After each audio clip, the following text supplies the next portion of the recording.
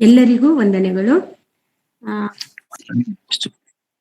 ವಾಕ್ಯ ಭಾಗಕ್ಕೆ ಹೋಗುವ ಮುಂಚೆಯಾಗಿ ನಾವು ಪ್ರಾರ್ಥನೆ ಮಾಡಿಕೊಂಡು ವಾಕ್ಯ ಭಾಗಕ್ಕೆ ಹೋಗೋಣ. ಪರಲೋಕದಲ್ಲಿರುವ ತಂದೆಯಾದ ದೇವರೇ, ನಿನ್ನ ನಾಮಕ್ಕೆ ಸ್ತೋತ್ರವಾಗ್ಲಿ, ಮಹಿಮೆ ಆಗ್ಲಿ ಅಪ್ಪ.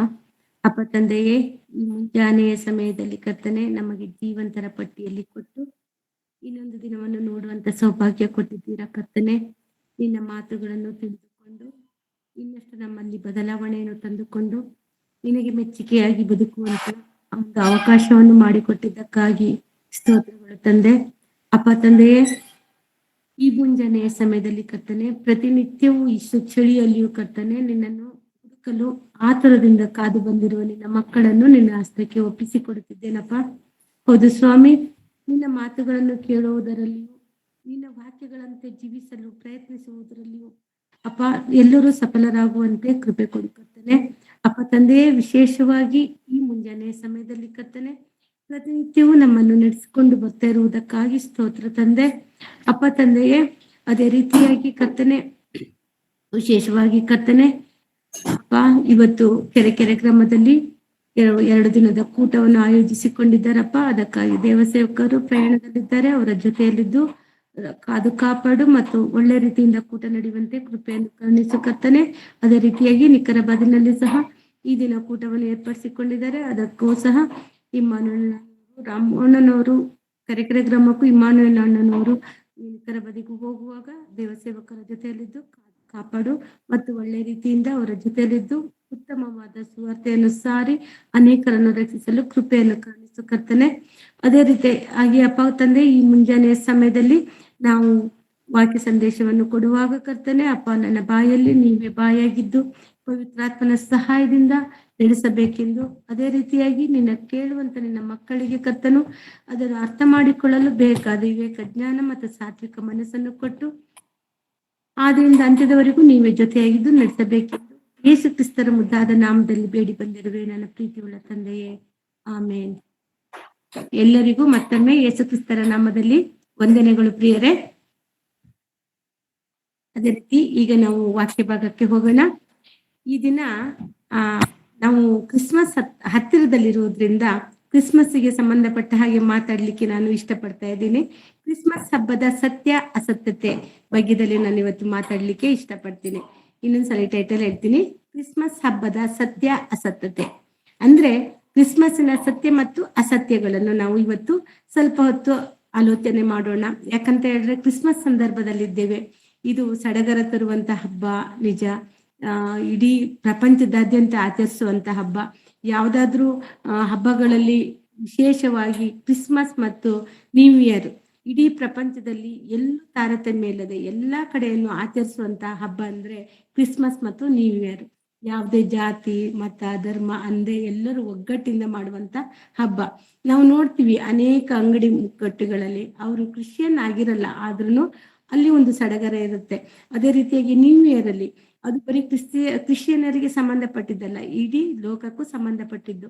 ಯಾಕಂದ್ರೆ ನಮ್ಮ ಪ್ರಭುವಾದ ಯೇಸು ಕ್ರಿಸ್ತರು ಯಾವುದೇ ಒಂದು ಜಾತಿ ಅಥವಾ ಯಾವುದೇ ಒಂದು ಧರ್ಮ, ಯಾವುದೇ ಒಂದು ಪಂಗಡಕ್ಕೆ ಬಂದಂತ ದೇವರು ಅಲ್ಲ, ಅವರು ಇಡೀ ಪ್ರಪಂಚಕ್ಕೂ ಒಡೆಯರು. ಹಾಗಾಗಿ ಈ ಕ್ರಿಸ್ಮಸ್ ಹಬ್ಬದ ಕುರಿತಾಗಿ ನಮ್ಮಲ್ಲಿರುವ ಸ್ವಲ್ಪ ತಪ್ಪು ಕಲ್ಪನೆಗಳು ಇದಾವೆ.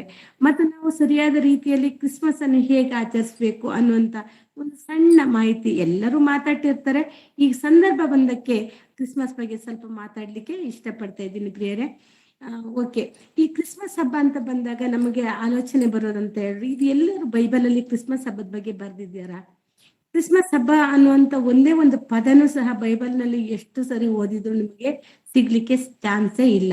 ಹೌದು, ಹಾಗಿದ್ರು ನಾವ್ ಯಾಕೆ ಈ ಕ್ರಿಸ್ಮಸ್ ಹಬ್ಬ ಆಚರಿಸ್ತಾ ಇದ್ದೀವಿ? ಎಲ್ಲೂ ಬರ್ಸಿಲ್ಲ, ದೇವರು ಗ್ರಂಥದಲ್ಲಿ ಬರ್ಸಿಲ್ಲ, ಅಥವಾ ಯೇಸು ಕ್ರಿಸ್ತರು ಹೇಳಿಲ್ಲ. ಅದೇ ರೀತಿಯಾಗಿ 1ನೇ ಶತಮಾನದಲ್ಲಿ ಕ್ರೈಸ್ತರು ಇದನ್ನ ಆಚರಿಸಿಲ್ಲ. ಮತ್ತೆ ಅಪೋಸ್ತರರು ಸಭೆ ಸ್ಥಾಪನೆ ಮಾಡಿದ ಮೂಲ ಸಭೆ ಸ್ಥಾಪನೆ ಮಾಡಿದ ಅಪೋಸ್ತರರಾಗ್ಲಿ ಪೌಲರಾಗ್ಲಿ ಎಲ್ಲೂ ಸಹ ಕ್ರಿಸ್ಮಸ್ ಬಗ್ಗೆ ಮಾತಾಡಿಲ್ಲ. ಆದ್ರೂ ಸಹ ನಾವು ಇವತ್ತು ಪ್ರಪಂಚದಾದ್ಯಂತ ಕ್ರಿಸ್ಮಸ್ ಆಚರಿಸ್ತಾ ಇದ್ದೀವಿ. ಯಾವ ಸಭೆ, ಚಿಕ್ಕ ಸಭೆ ಇರ್ಬೋದು ದೊಡ್ಡ ಸಭೆ ಇರ್ಬೋದು, ಎಲ್ಲಾ ಕಡೆನೂ ನಾವು ಕ್ರಿಸ್ಮಸ್ ಹಬ್ಬವನ್ನು ಆಚರಿಸ್ತಾ ಇದ್ದೀವಿ. ಅದು ಯಾಕೆ ಇಷ್ಟೊಂದು ನಮ್ಗೆ ಅನ್ಸುತ್ತೆ, ಏನು ಬೈಬಲ್ ನಲ್ಲಿ ಎಲ್ಲೂ ಬರ್ಸಿಲ್ಲ, ಆದ್ರೆ ಇಷ್ಟೊಂದು ವಿಜೃಂಭಣೆಯಿಂದ ಯಾಕೆ ನಡೆಸ್ತಾ ಇದ್ದಾರೆ? ಈ ಕ್ರಿಸ್ಮಸ್ ಹಬ್ಬ ಬಂತು ಅಂದ್ರೆ ಪ್ರತಿಯೊಂದು ಚರ್ಚ್ಗಳು ಪಳ ಪಳ ಪಳ ಅಂತ ಹೊಳಿತಾ ಇರುತ್ತೆ. ಪ್ರತಿಯೊಂದು ಮನೆ ಮುಂದೆ ಸ್ಟಾರ್ಗಳು ಮಿನುಗ್ತಾ ಇರುತ್ತೆ. ಎಷ್ಟೊಂದು ಡೆಕೋರೇಷನ್, ಎಷ್ಟೊಂದು ಲೈಟಿಂಗ್ಸು, ಎಷ್ಟೊಂದು ಖರ್ಚು ವೆಚ್ಚಗಳು ನಡೀತಾ ಇರ್ತವೆ. ಸ್ವೀಟ್ ಕೊಡೋದು, ಕೇಕ್ ಬೆಲೆ ಅಂತೂ ಗಗನಕ್ಕೇರಿ ಇರುತ್ತೆ ಈ ಕ್ರಿಸ್ಮಸ್ ಸಂದರ್ಭದಲ್ಲಿ. ಯಾಕೆ ಈ ತರ?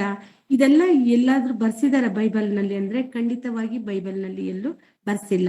ಆದ್ರೆ ಒಂದು ಅಂತೂ ಸತ್ಯ, ಪ್ರಭು ಯೇಸು ಕ್ರಿಸ್ತರು ಭೂಮಿಗೆ ಬಂದಿರುವಂತ ಈ ಶುಭ ವಾರ್ತೆಯನ್ನು ನಾವು ಹಂಚಿಕೊಳ್ಬಹುದು, ಸಂತೋಷ ಪಡ್ಬೋದು. ಅದರಲ್ಲಿ ಖಂಡಿತ ತಪ್ಪೇ ಇಲ್ಲ. ಯಾಕಂದ್ರೆ ಪ್ರಭು ಭೂಮಿಗೆ ವಾಕ್ಯ ರೂಪನಾದಂತ ಪ್ರಭು ಭೂಮಿಗೆ ನರವತಾರಿ ಎತ್ಕೊಂಡ್ ಬಂದಿರುವಂತ ಸಡಗರವನ್ನು ನಾವು ಲೋಕವು ಆಚರಿಸ್ತಾ ಇದೆ. ಅದು ತಪ್ಪಲ್ಲ, ಆ ಸಡಗರ ಪಡಬೇಕು. ಆದ್ರೆ ಕ್ರಿಸ್ಮಸ್ ಸಡಗರದೊಂದಿಗೆ ದೇವರ ಮನಸ್ಸನ್ನು ನೋಯಿಸದ ಹಾಗೆ ನಾವು ಕ್ರಿಸ್ಮಸ್ ಅನ್ನು ಆಚರಣೆ ಮಾಡಬೇಕು. ಇದೇ ಮುಖ್ಯವಾದ ಉದ್ದೇಶ ಅಷ್ಟೇ. ಹಾಗಾಗಿ ಕ್ರಿಸ್ಮಸ್ ಹಬ್ಬದಲ್ಲಿ ನಾವು ಮಾಡುವಂತ ಹಬ್ಬವನ್ನು ಸರಿಯೋ ತಪ್ಪೋ ಅಂತ ನಾವು ಕೇಳೋಕೆ ಮುಂಚೆ ಪ್ರಭು ಯೇಸು ಕ್ರಿಸ್ತರು ಲೋಕದ ಒಡೆಯನಾದ, 3 ಲೋಕದ ಒಡೆಯನಾದ ಯೇಸು ಸ್ವಾಮಿ ಒಂದು ಚಿಕ್ಕ ಮಗುವಿನ ರೂಪದಲ್ಲಿ ನರವತಾರವನ್ನು ಎತ್ಕೊಂಡು, ವಾಕ್ಯನಾದ ಯೇಸು ಸ್ವಾಮಿ ನರವತಾರ ಎತ್ಕೊಂಡು ಈ ಭೂಮಿಗೆ ಬರುವುದು ದೊಡ್ಡ ಅದ್ಭುತ. ಯಾಕಂತ ಹೇಳಿದ್ರೆ ಅದು ಸಣ್ಣ ಕೆಲಸ ಅಲ್ಲ. ಇದನ್ನ ಎಷ್ಟೋ ಜನ ಸೇವಕರು ಅದ್ರ ಬಗ್ಗೆ ಎಷ್ಟು ಒಳ್ಳೆಯವಂತ ಒಂದು ಮಾತನ್ನು ಕೊಟ್ಟಿದ್ದಾರೆ ಅಂದ್ರೆ ಅದು ಸಾಧಾರಣ ಕೆಲಸ ಅಲ್ವೇ ಅಲ್ಲ. ಅದನ್ನು ನಾವು ನೆನ್ಸ್ಕೊಳಕ್ಕೂ ಅಸಾಧ್ಯ.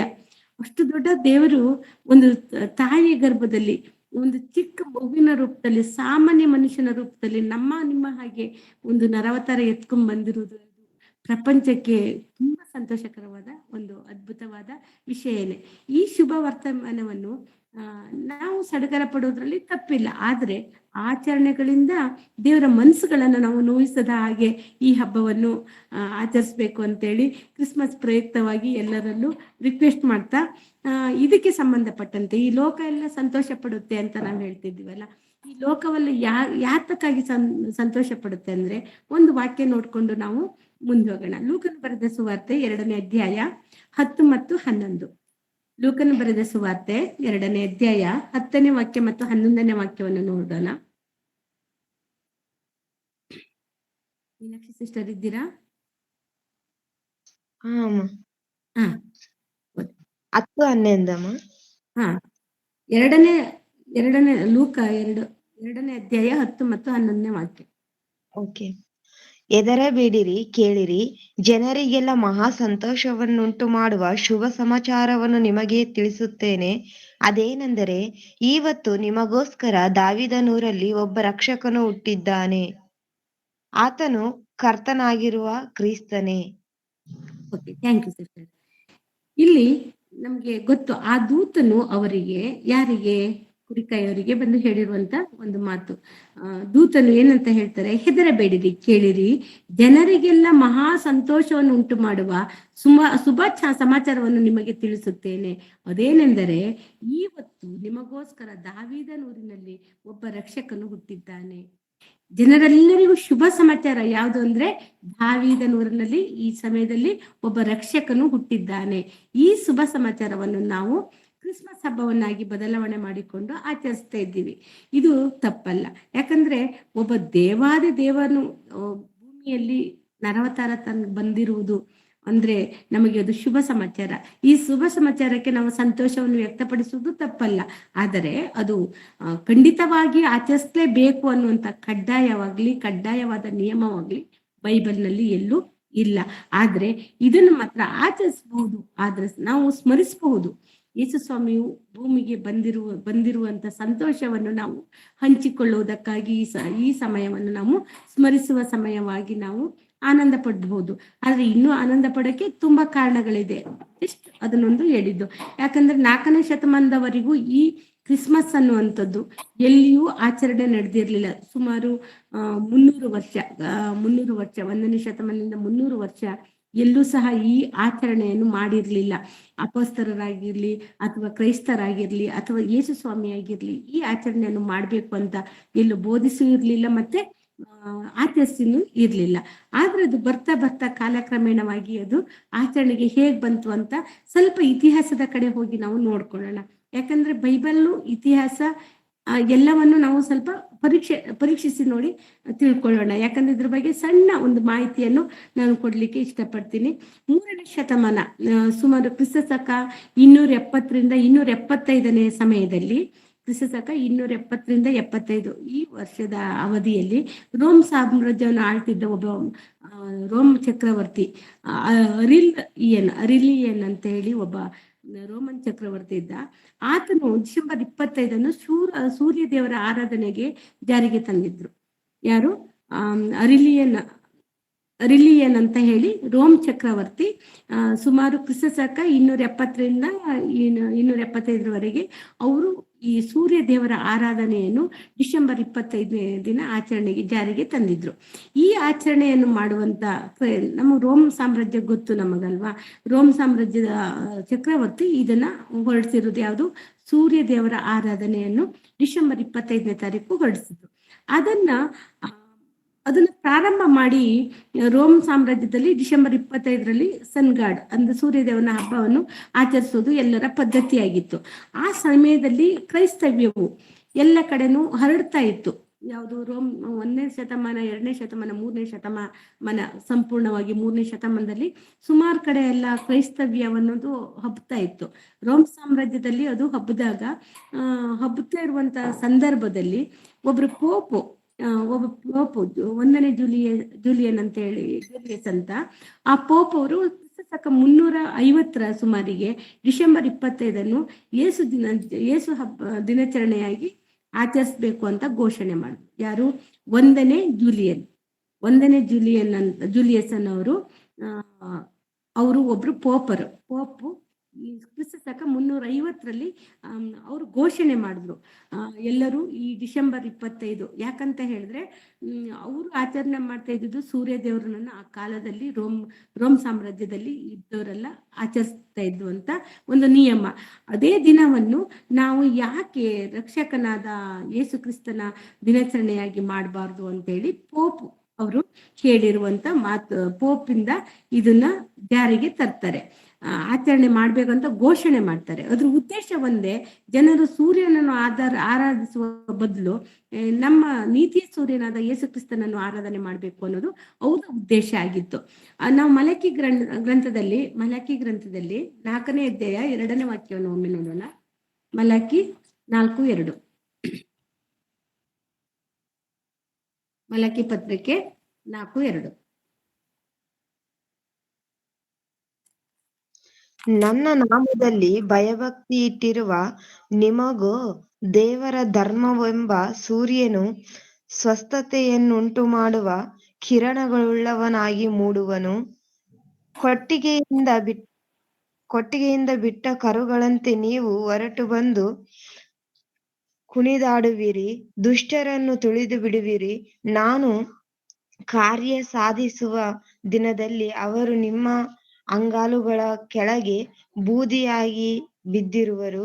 ಇದು ಸೇನಾಧೀಶ್ವರನಾದ ಯೆಹೋವನ ನುಡಿ. ಸಾಕು.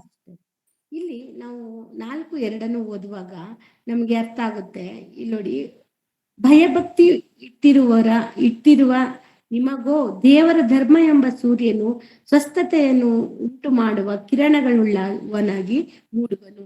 ಕೊಟ್ಟಿಗೆಯಿಂದ ಬಿಟ್ಟ ಕರುಗಳಂತೆ ನೀವು ಹೊರಟು ಬಂದು ಕುಣಿದಾಡುವಿರಿ. ಇದು ಈ ವಾಕ್ಯವನ್ನು ಆಧಾರ ಮಾಡಿಕೊಂಡು ಪೋಪ್ ಅವರು ಧರ್ಮ ಸೂರ್ಯನು, ನೀತಿ ಸೂರ್ಯನಾದ ಯೇಸು ಕ್ರಿಸ್ತರ ಜನನದ ದಿನವನ್ನು ಡಿಸೆಂಬರ್ 25 ಮಾಡ್ಬೇಕು ಅಂತ ಘೋಷಣೆ ಮಾಡ್ತಾರೆ. ಇದ್ರ ಯಾರು? ಪೋಪ್ ಅವರು ಮಾಡ್ತಾರೆ. ಯಾರು? ಓಕೆ, ಈ ಪೋಪ್ ಈ ರೀತಿಯಾಗಿ ನಮಗೆ ಒಂದು ಘೋಷಣೆಯನ್ನು ಮಾಡ್ತಾರೆ. ಅಧಿಕೃತವಾಗಿ ಇದನ್ನ ಆಚರಿಸೋಣ ಅನ್ನುವಂತ ಘೋಷಣೆಯನ್ನು ಮಾಡಿದವರು ಪೋಪು. ಅದೇ ರೀತಿಯಾಗಿ ಅದನ್ನ ನಾವು ಅವ್ರು ಆರಾಧಿಸ್ಬೇಕು ಅಂತ ಹೇಳಿ ಅವಾಗ 1ನೇ ಜೂಲಿಯಸ್ ಆದ ಪೋಪ್ ಅವರು ಹೇಳ್ತಾರೆ. ಇದನ್ನ ಹೇಳಿದ ಮೇಲೆ ರೋಮ್ ಸಾಮ್ರಾಜ್ಯದಲ್ಲಿ ಕ್ರೈಸ್ತವರೆಲ್ಲ ಅದೇ ಡಿಸೆಂಬರ್ 25 ಯಾರು ಸೂರ್ಯ ಆರಾಧನೆ ಮಾಡ್ತಾ ಇರುವಂತ ದಿನಾಂಕವನ್ನೇ ನಾವು ಯೇಸು ಕ್ರಿಸ್ತರ ಜನನ ದಿನವಾಗಿ ಆಚರಣೆ ಮಾಡುವುದನ್ನು ನಾವು ನೋಡ್ಬೋದು. ಇದು ಇತಿಹಾಸದಲ್ಲಿ ನಾವು ನೋಡುವಾಗ ಇದು ನಮಗೆ ಕಂಡು ಬರುತ್ತೆ. ಅದೇ ರೀತಿಯಾಗಿ ಅಲ್ಲಿ ಇಂದಿನ ಸಭೆಗಳಲ್ಲಿ ಆದ್ರೆ ಅದು ದೇವರು ಹೇಳಿರೋದು ಆ ರೀತಿ. ಅದೇ ರೀತಿ ರೋಮಪುರ 14ನೇ ಅಧ್ಯಾಯ 5 ಮತ್ತೆ 6 ಒಮ್ಮೆ ತೆಗೆದು ನೋಡೋಣ. ರೋಮಪುರದವರಿಗೆ ಬರೆದ ಪತ್ರಿಕೆ 5ನೇ ವಾಕ್ಯ ಮತ್ತು 6ನೇ ವಾಕ್ಯ ಒಮ್ಮೆ ತೆಗೆದು ನೋಡೋಣ ನಾವು.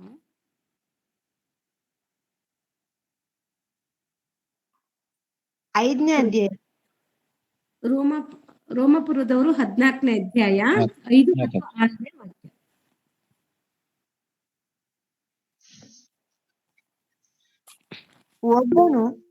ಒಬ್ಬನು ಒಂದು ದಿನಕ್ಕಿಂತ ಮತ್ತೊಂದು ದಿನವನ್ನು ವಿಶೇಷವೆಂದೆಣಿಸುತ್ತಾನೆ, ಮತ್ತೊಬ್ಬನು ಎಲ್ಲಾ ದಿವಸಗಳನ್ನು ವಿಶೇಷವೆಂದೆಣಿಸುತ್ತಾನೆ. ಪ್ರತಿಯೊಬ್ಬನು ತನ್ನ ತನ್ನ ಮನಸ್ಸಿನಲ್ಲಿ ನಿಶ್ಚಯಿಸಿಕೊಂಡಿರಬೇಕು. ದಿನವನ್ನು ಗಣ್ಯ ಮಾಡುವವನು ಕರ್ತನಿಗಾಗಿ ಅದನ್ನು ಗಣ್ಯ ಮಾಡುತ್ತಾನೆ, ತಿನ್ನುವವನು ಕರ್ತನಿಗಾಗಿ ತಿನ್ನುತ್ತಾನೆ. ಅವರು ದೇವಸ್ತೋತ್ರ ಮಾಡುತ್ತಾನಲ್ಲ, ತಿನ್ನದವನು ಸಹ ಕರ್ತನಿಗಾಗಿಯೇ ತಿನ್ನದೆ ದೇವಸ್ತೋತ್ರ ಮಾಡುತ್ತಾನೆ. ಸಾಕು ಸಿಸ್ಟರ್. ಇಲ್ಲಿ ನಾವು ಪ್ರತಿಯೊಂದು ದಿನವೂ ಒಬ್ಬನು ಒಂದು ದಿನಕ್ಕಿಂತ ಮತ್ತೊಂದು ದಿನವನ್ನು ವಿಶೇಷವೆಂದೆಣಿಸುತ್ತಾನೆ, ಮತ್ತೊಬ್ಬನು ಎಲ್ಲಾ ದಿನಗಳನ್ನು ವಿಶೇಷವೆಂದೆಣಿಸುತ್ತಾನೆ. ಪ್ರತಿಯೊಬ್ಬನು ತನ್ನ ತನ್ನ ಮನಸ್ಸಿನಲ್ಲಿ ನಿಶ್ಚಯಿಸಿಕೊಂಡಿರಬೇಕು. ದಿನವನ್ನು ಗಣ್ಯ ಮಾಡುವವನು ಕರ್ತನಿಗಾಗಿ ಗಣ್ಯ ಮಾಡ್ಬಿಡ್ತಾನೆ. ಅಂದ್ರೆ ಒಂದು ದಿನಕ್ಕಿಂತ ಇನ್ನೊಂದು ದಿನ ಶ್ರೇಷ್ಠ. ಒಬ್ರೊಬ್ರಿಗೆ ಒಂದೊಂದು ದಿನ ಶ್ರೇಷ್ಠ ಅನ್ಸ್ಕೊಂತಾರೆ. ಅದು ಏನೇ ಆಗಿರ್ಲಿ, ಎಲ್ಲಾ ದಿನವೂ ಉತ್ತಮನೇ. ಆ ದಿನವನ್ನು ಕರ್ತನ ದಿನವಾಗಿ ನಾವು ಅದನ್ನ ಶ್ರೇಷ್ಠ ಮಾಡಬೇಕೆ, ಕರ್ತನ ಮಹಿಮೆಗೋಸ್ಕರ, ಅಂದ್ರೆ ದೇವರ ಮಹಿಮೆಗೋಸ್ಕರ ಅದನ್ನ ನಾವು ಆ ದಿನವನ್ನು ಗಣ್ಯ ಅಂತ ಹೇಳ್ಬೇಕು. ಈ ಉದ್ದೇಶವನ್ನು ಇಟ್ಕೊಂಡು ಈ ವಾಕ್ಯದ ಆಧಾರದ ಮೇಲೆ ಪೋಪ್ ಅವರು 25ನೇ ತಾರೀಕಿಗೆ, ಡಿಸೆಂಬರ್ 25ನೇ ತಾರೀಕಿನೇ ಕ್ರಿಸ್ಮಸ್ ಹಬ್ಬ, ಅಂದ್ರೆ ಅವರು ಕ್ರಿಸ್ಮಸ್ ಅಂತ ಹೇಳಿಲ್ಲ, ಯೇಸು ಕ್ರಿಸ್ತರ ಜನನವನ್ನು ಅಧಿಕೃತವಾಗಿ ಘೋಷಣೆ ಮಾಡಿರ್ತಾರೆ. ಇದು ನಮಗೆ ಅರ್ಥ ಆಯ್ತಲ್ವಾ? ಇದು ನಮ್ಮ ಹಿಸ್ಟ್ರಿಯಿಂದ ನಾವು ಬೈಬಲ್ಗೆ ಆಧಾರವಾಗಿ ಅವ್ರು ತೆಗೆದುಕೊಂಡು ಅಂತ ಒಂದು ಮಾತುಗಳನ್ನ ನಾವು ಮಾತಾಡ್ತಿರೋದು. ಆದ್ರೆ ಇದನ್ನ ಆಚರಿಸ್ಬೇಕು ಅನ್ನೋದು ಖಂಡಿತವಾಗಿ ಎಲ್ಲಿಯೂ ಬರ್ದಿಲ್ಲ. ಆದ್ರೆ ನಮಗೆ ಸಂತೋಷ ಪಡೋಕೆ ಖಂಡಿತವಾಗಿ ಕಾರಣಗಳು ಇವೆ. ಈಗ ನಾವು ಸ್ವಲ್ಪ ನೋಡೋಣ. ಇಂದಿನ ನಾವು ಕ್ರೈಸ್ತವ್ಯದಲ್ಲಿ, ಇಂದಿನ ನಾವು ಸಮಾಜವನ್ನು ನೋಡುವಾಗ ಸುಮಾರು 98% ಸಭೆಗಳಲ್ಲಿ, 99 ಅನ್ಬೋದು, ಇರ್ಲಿ ಇನ್ನೂ 1% ಇದು ಮಾಡಿದ್ರು, ಸುಮಾರು 98% ಎಲ್ಲಾ ಚರ್ಚ್ಗಳಲ್ಲಿ ಯಾವ ರೀತಿ ಆಚರಣೆ ನಡೀತಾ ಇದೆ?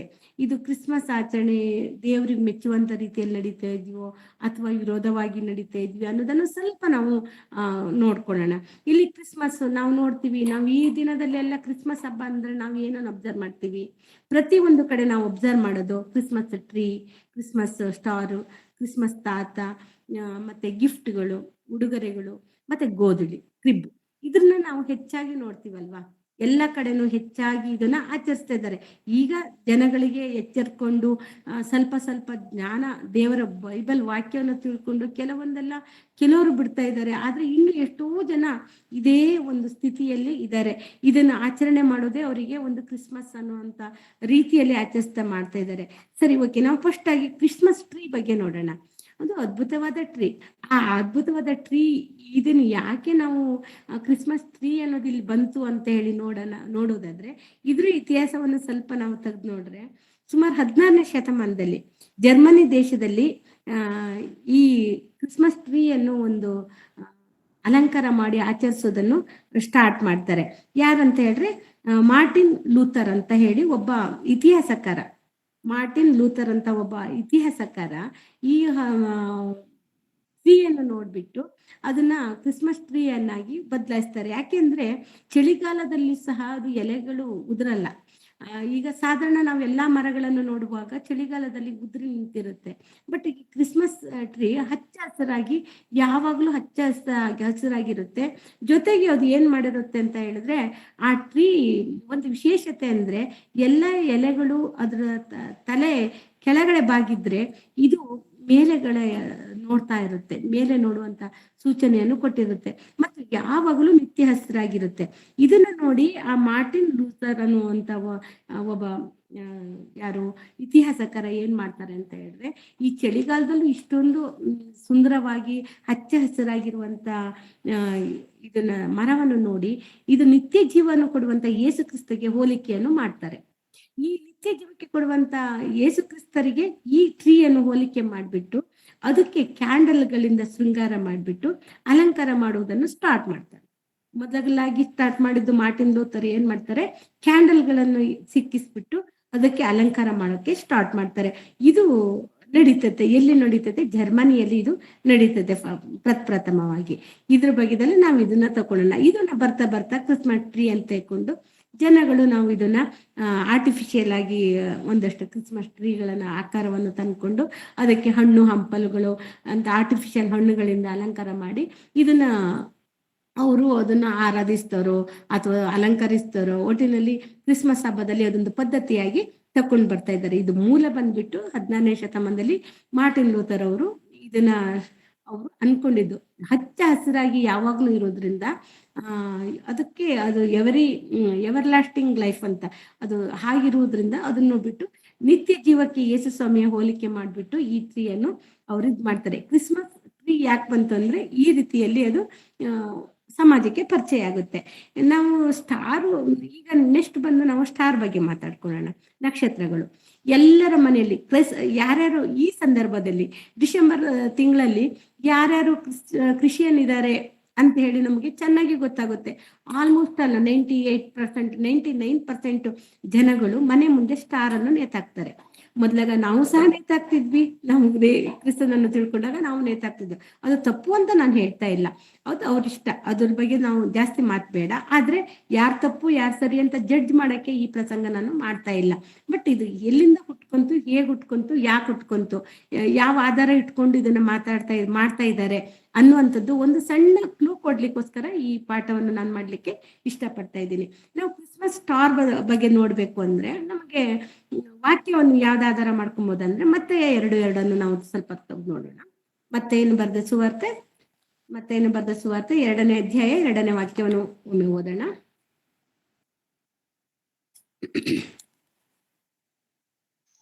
ಮತ್ತೆಯ 2:2 ಯಹೂದ್ಯರ ಅರಸನಾಗಿ ಹುಟ್ಟಿದವನು ಎಲ್ಲಿದ್ದಾನೆ? ಆತನನ್ನು ಸೂಚಿಸುವ ನಕ್ಷತ್ರವನ್ನು ನಾವು ಮೂಡಣ ದೇಶದಲ್ಲಿ ಕಂಡು ಆತನಿಗೆ ಅಡ್ಡ ಬೀಳಬೇಕೆಂದು ಬಂದೆವು ಅಂದರು.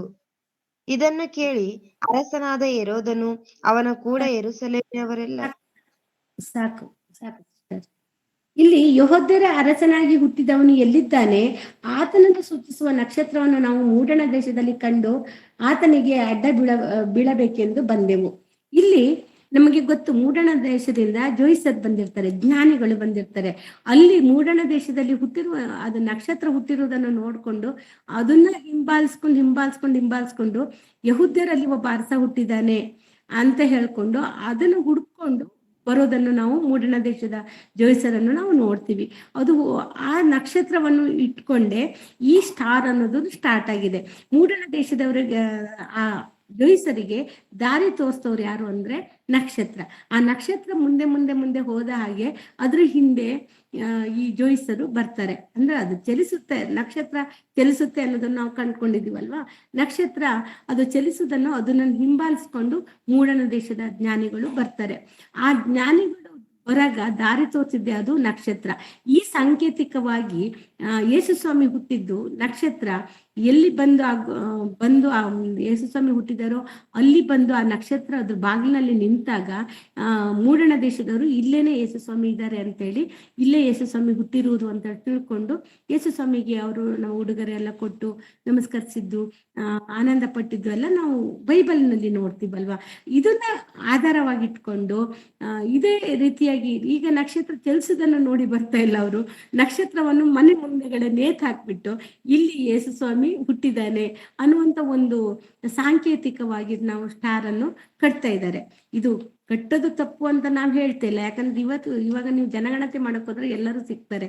ಯಾಕಂದ್ರೆ ಪ್ರತಿಯೊಬ್ಬರ ಮನೇಲಿ ಎಲ್ಲಿ ಸ್ಟಾರ್ ಇದೆಯೋ ಇವರು ಕ್ರಿಶ್ಚಿಯನ್ ಅಂತ ಹೇಳಿ ನಾವು ಗುರುತಿಸ್ಕೊಳ್ಳುವಂತ ಲೆವೆಲ್ಗೆ ಇವತ್ತು ಸ್ಟಾರ್ ನಡೀತಾ ಇದೆ. ಸ್ಟಾರ್ ವ್ಯಾಪಾರ ತುಂಬಾ ವಿಜೃಂಭಣೆಯಿಂದ ನಡೀತಾ ಇದೆ. ಚೆನ್ನಾಗಿ ಬಿಸ್ನೆಸ್ ಸಹ ಮಾಡ್ಕೊಂತ ಇದ್ದಾರೆ. ಇದೆಲ್ಲ ಸೆಕೆಂಡರಿ, ಈ ರೀತಿ ನಡೀತದೆ. ಆದ್ರೆ ನಾನ್ ಹೇಳ್ಬೇಕು ಅಂದ್ರೆ ನನ್ನ ಅಭಿಪ್ರಾಯ, ಈ ಸ್ಟಾರ್ಗಳನ್ನು ಕಟ್ಟಿ ಇಲ್ಲಿ ಯೇಸು ಸ್ವಾಮಿ ಇದ್ದಾನೆ ಅನ್ನೋಕ್ಕಿಂತ ನಾವೇ ನಕ್ಷತ್ರಗಳಾಗಿ, ನಾವೇ ಸ್ಟಾರ್ಗಳಾಗಿ ಯೇಸು ಸ್ವಾಮಿಯನ್ನು ಆರಾಧಿಸುವವರು, ಯೇಸು ಸ್ವಾಮಿಯನ್ನು ಹಿಂಬಾಲಿಸುವವರು ಪ್ರತಿಯೊಬ್ಬರು ಸ್ಟಾರ್ ಆದ್ರೆ, ಅವರೇ ಸ್ವತಃ ಸ್ಟಾರ್ ಆಗಿ ಬೆಳಕನ್ನು ಕೊಡುವವರಾದ್ರೆ ಖಂಡಿತವಾಗಿ ಈ ಸಮಾಜದ ಕತ್ತಲನ್ನು ಹೋಗ್ಲಾಡ್ಸಕ್ಕೆ ಸಾಧ್ಯ ಅಂತ ನನ್ನ ಅನುಭವ. ಯಾಕಂದ್ರೆ ಸ್ಟಾರ್ ಆಗಿ ನಾವು ಕಾಣ್ಬೇಕೇ ವಿನಃ ನಮ್ಮ ಮನೆ ಮುಂದೆ ಸ್ಟಾರು ಇರ್ಬೇಕಾಗಿದ್ದ ಅವಶ್ಯಕತೆ ಇಲ್ಲ.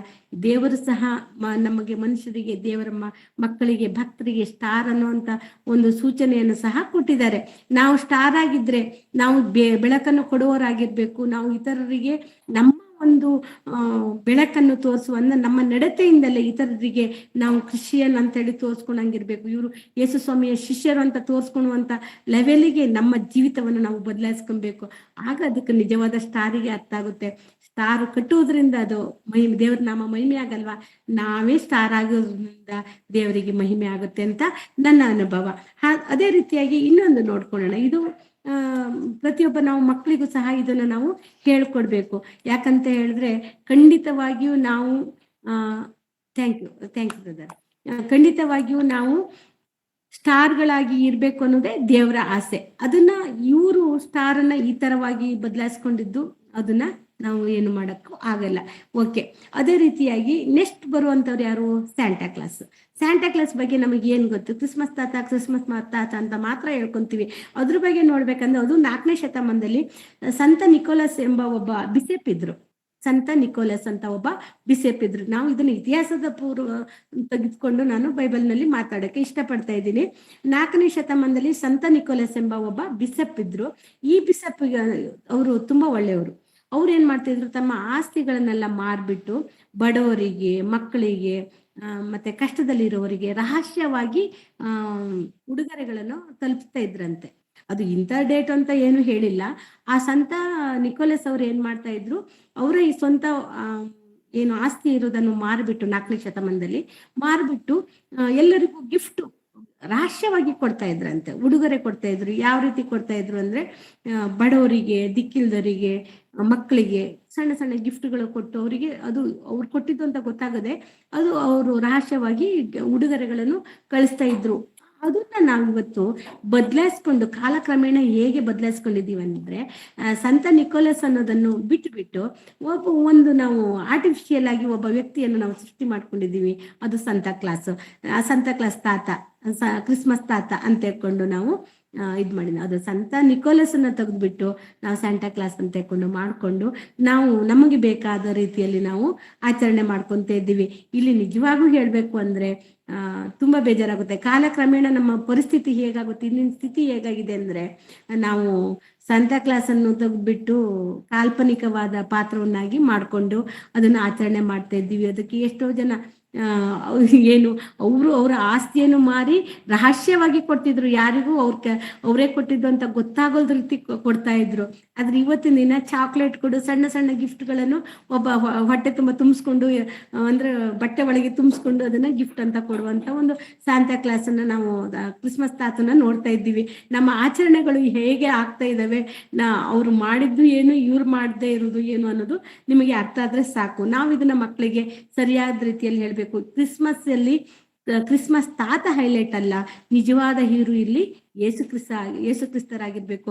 ಅವ್ರ ಬಗ್ಗೆದಲ್ಲಿ ಜನಗಳಿಗೆ ಅವರ ಪ್ರೀತಿಯನ್ನು, ಅವರ ತ್ಯಾಗವನ್ನು ಸಾರುವಂತ ಒಂದು ಸುವಾರ್ತೆ ಕಾರ್ಯಕ್ರಮ ನಡಿಬೇಕು ಮತ್ತು ಮಕ್ಕಳಿಗೂ ಸಹ ಅದರ ಜ್ಞಾನವನ್ನು ನಾವು ತಿಳಿಸ್ಕೊಡ್ಬೇಕು. ಅದಕ್ಕೋಸ್ಕರ ಈ ಸ್ಯಾಂತಾ ಕ್ಲಾಸ್ ಬಗ್ಗೆದಲ್ಲಿ ಸಣ್ಣದೊಂದು ಎಕ್ಸಾಂಪಲ್ ಕೊಟ್ಟೆ. ಓಕೆ, ನೆಕ್ಸ್ಟ್ ನಾವು ನೋಡೋದಾದ್ರೆ ಕ್ರಿಸ್ಮಸ್ ಗಿಫ್ಟ್. ನಾವು ಗಿಫ್ಟ್ ನೋಡ್ತೀವಿ. ಈ ಗಿಫ್ಟು ಸಹ ಇದ್ರ ಬಗ್ಗೆದಲ್ಲೂ ಒಂಚೂರು ಸಣ್ಣದ್ ನೋಡ್ಕೊಳ್ಳೋಣ. ಇಲ್ಲಿ ಮತ್ತೆ 2:11 ಒಂದು ಆಧಾರವಾಗಿ ಇಟ್ಕೊಂಡು ನೋಡಿದ್ದಾರೆ.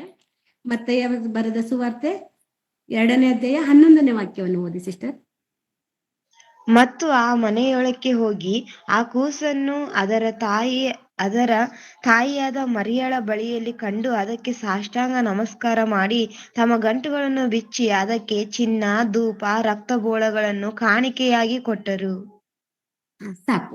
ಇಲ್ಲಿ ನಾವು ಇದನ್ನೇ ಆಧಾರ ಇಟ್ಕೊಂಡು ಗಿಫ್ಟ್ ಅನ್ನು ನಾವು ನೋಡಬಹುದು. ಅದು ಯಾವ ರೀತಿ ಅಂತ ಹೇಳಿದ್ರೆ, ಆ ಮನೆ ಒಳಕ್ಕೆ ಹೋಗಿ ಆ ಕೂಸನ್ನು ಅದರ ತಾಯಿಯಾದ ಮರಿಯಳ ಬಳಿಯಲ್ಲಿ ಕಂಡು ಅದಕ್ಕೆ ಸಾಷ್ಟಾಂಗ ನಮಸ್ಕಾರ ಮಾಡಿ ತಮ್ಮ ಗಂಟುಗಳನ್ನು ಬಿಚ್ಚಿ ಅದಕ್ಕೆ ಚಿನ್ನ, ಧೂಪ, ರಕ್ತಬೋಳಗಳನ್ನು ಕಾಣಿಕೆಯಾಗಿ ಕೊಟ್ಟರು. ಇಲ್ಲಿ ಜ್ಞಾನಿಗಳು, ಮೂಡಣ ದೇಶದಿಂದ ಬಂದಿರುವಂತ ಜ್ಞಾನಿಗಳು, ಜೋಯಿಸರು, ಅವರು ತಂದಿದ್ದ ಚಿನ್ನ, ಧೂಪ ಮತ್ತು ರಕ್ತಬೋಳಗಳನ್ನು ಅವ್ರು ಕಾಣಿಕೆಯಾಗಿ ಉಡುಗೊರೆಯಾಗಿ ಕೊಡೋದು, ನಮಸ್ಕರಿಸುವುದನ್ನು ನಾವು ನೋಡ್ತೀವಿ.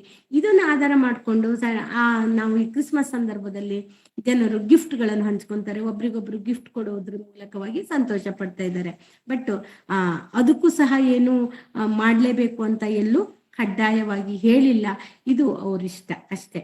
ಅದಕ್ಕೋಸ್ಕರವಾಗಿ ನಾವು ಗಿಫ್ಟ್ ಬಗ್ಗೆ ಇಷ್ಟು ಸಾಕು. ಅದು ನಮಗೆ ಇನ್ನೊಂದು ಹೇಳ್ಬೇಕಂದ್ರೆ, ಈ ಕ್ರಿಸ್ಮಸ್ ಅಲ್ಲಿ ನಿಜವಾಗೂ ದೇವರು ನಮಗೊಂದು ದೊಡ್ಡ ಗಿಫ್ಟ್ ಕೊಟ್ಟಿದ್ದಾರೆ.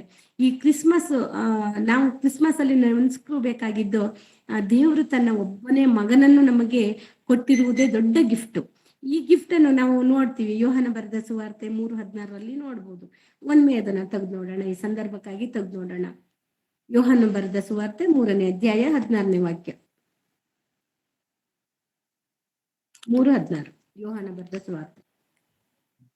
ದೇವರು ಲೋಕದ ಮೇಲೆ ಎಷ್ಟೋ ಪ್ರೀತಿಯನ್ನಿಟ್ಟು ತನ್ನ ಒಬ್ಬನೇ ಮಗನನ್ನು ಕೊಟ್ಟನು. ಆತನನ್ನು ನಂಬುವ ಒಬ್ಬನಾದರೂ ನಾಶವಾಗದೆ ಎಲ್ಲರೂ ನಿತ್ಯ ಜೀವವನ್ನು ಪಡೆಯಬೇಕೆಂದು ಆತನನ್ನು ಕೊಟ್ಟನು. ಸಾಕು.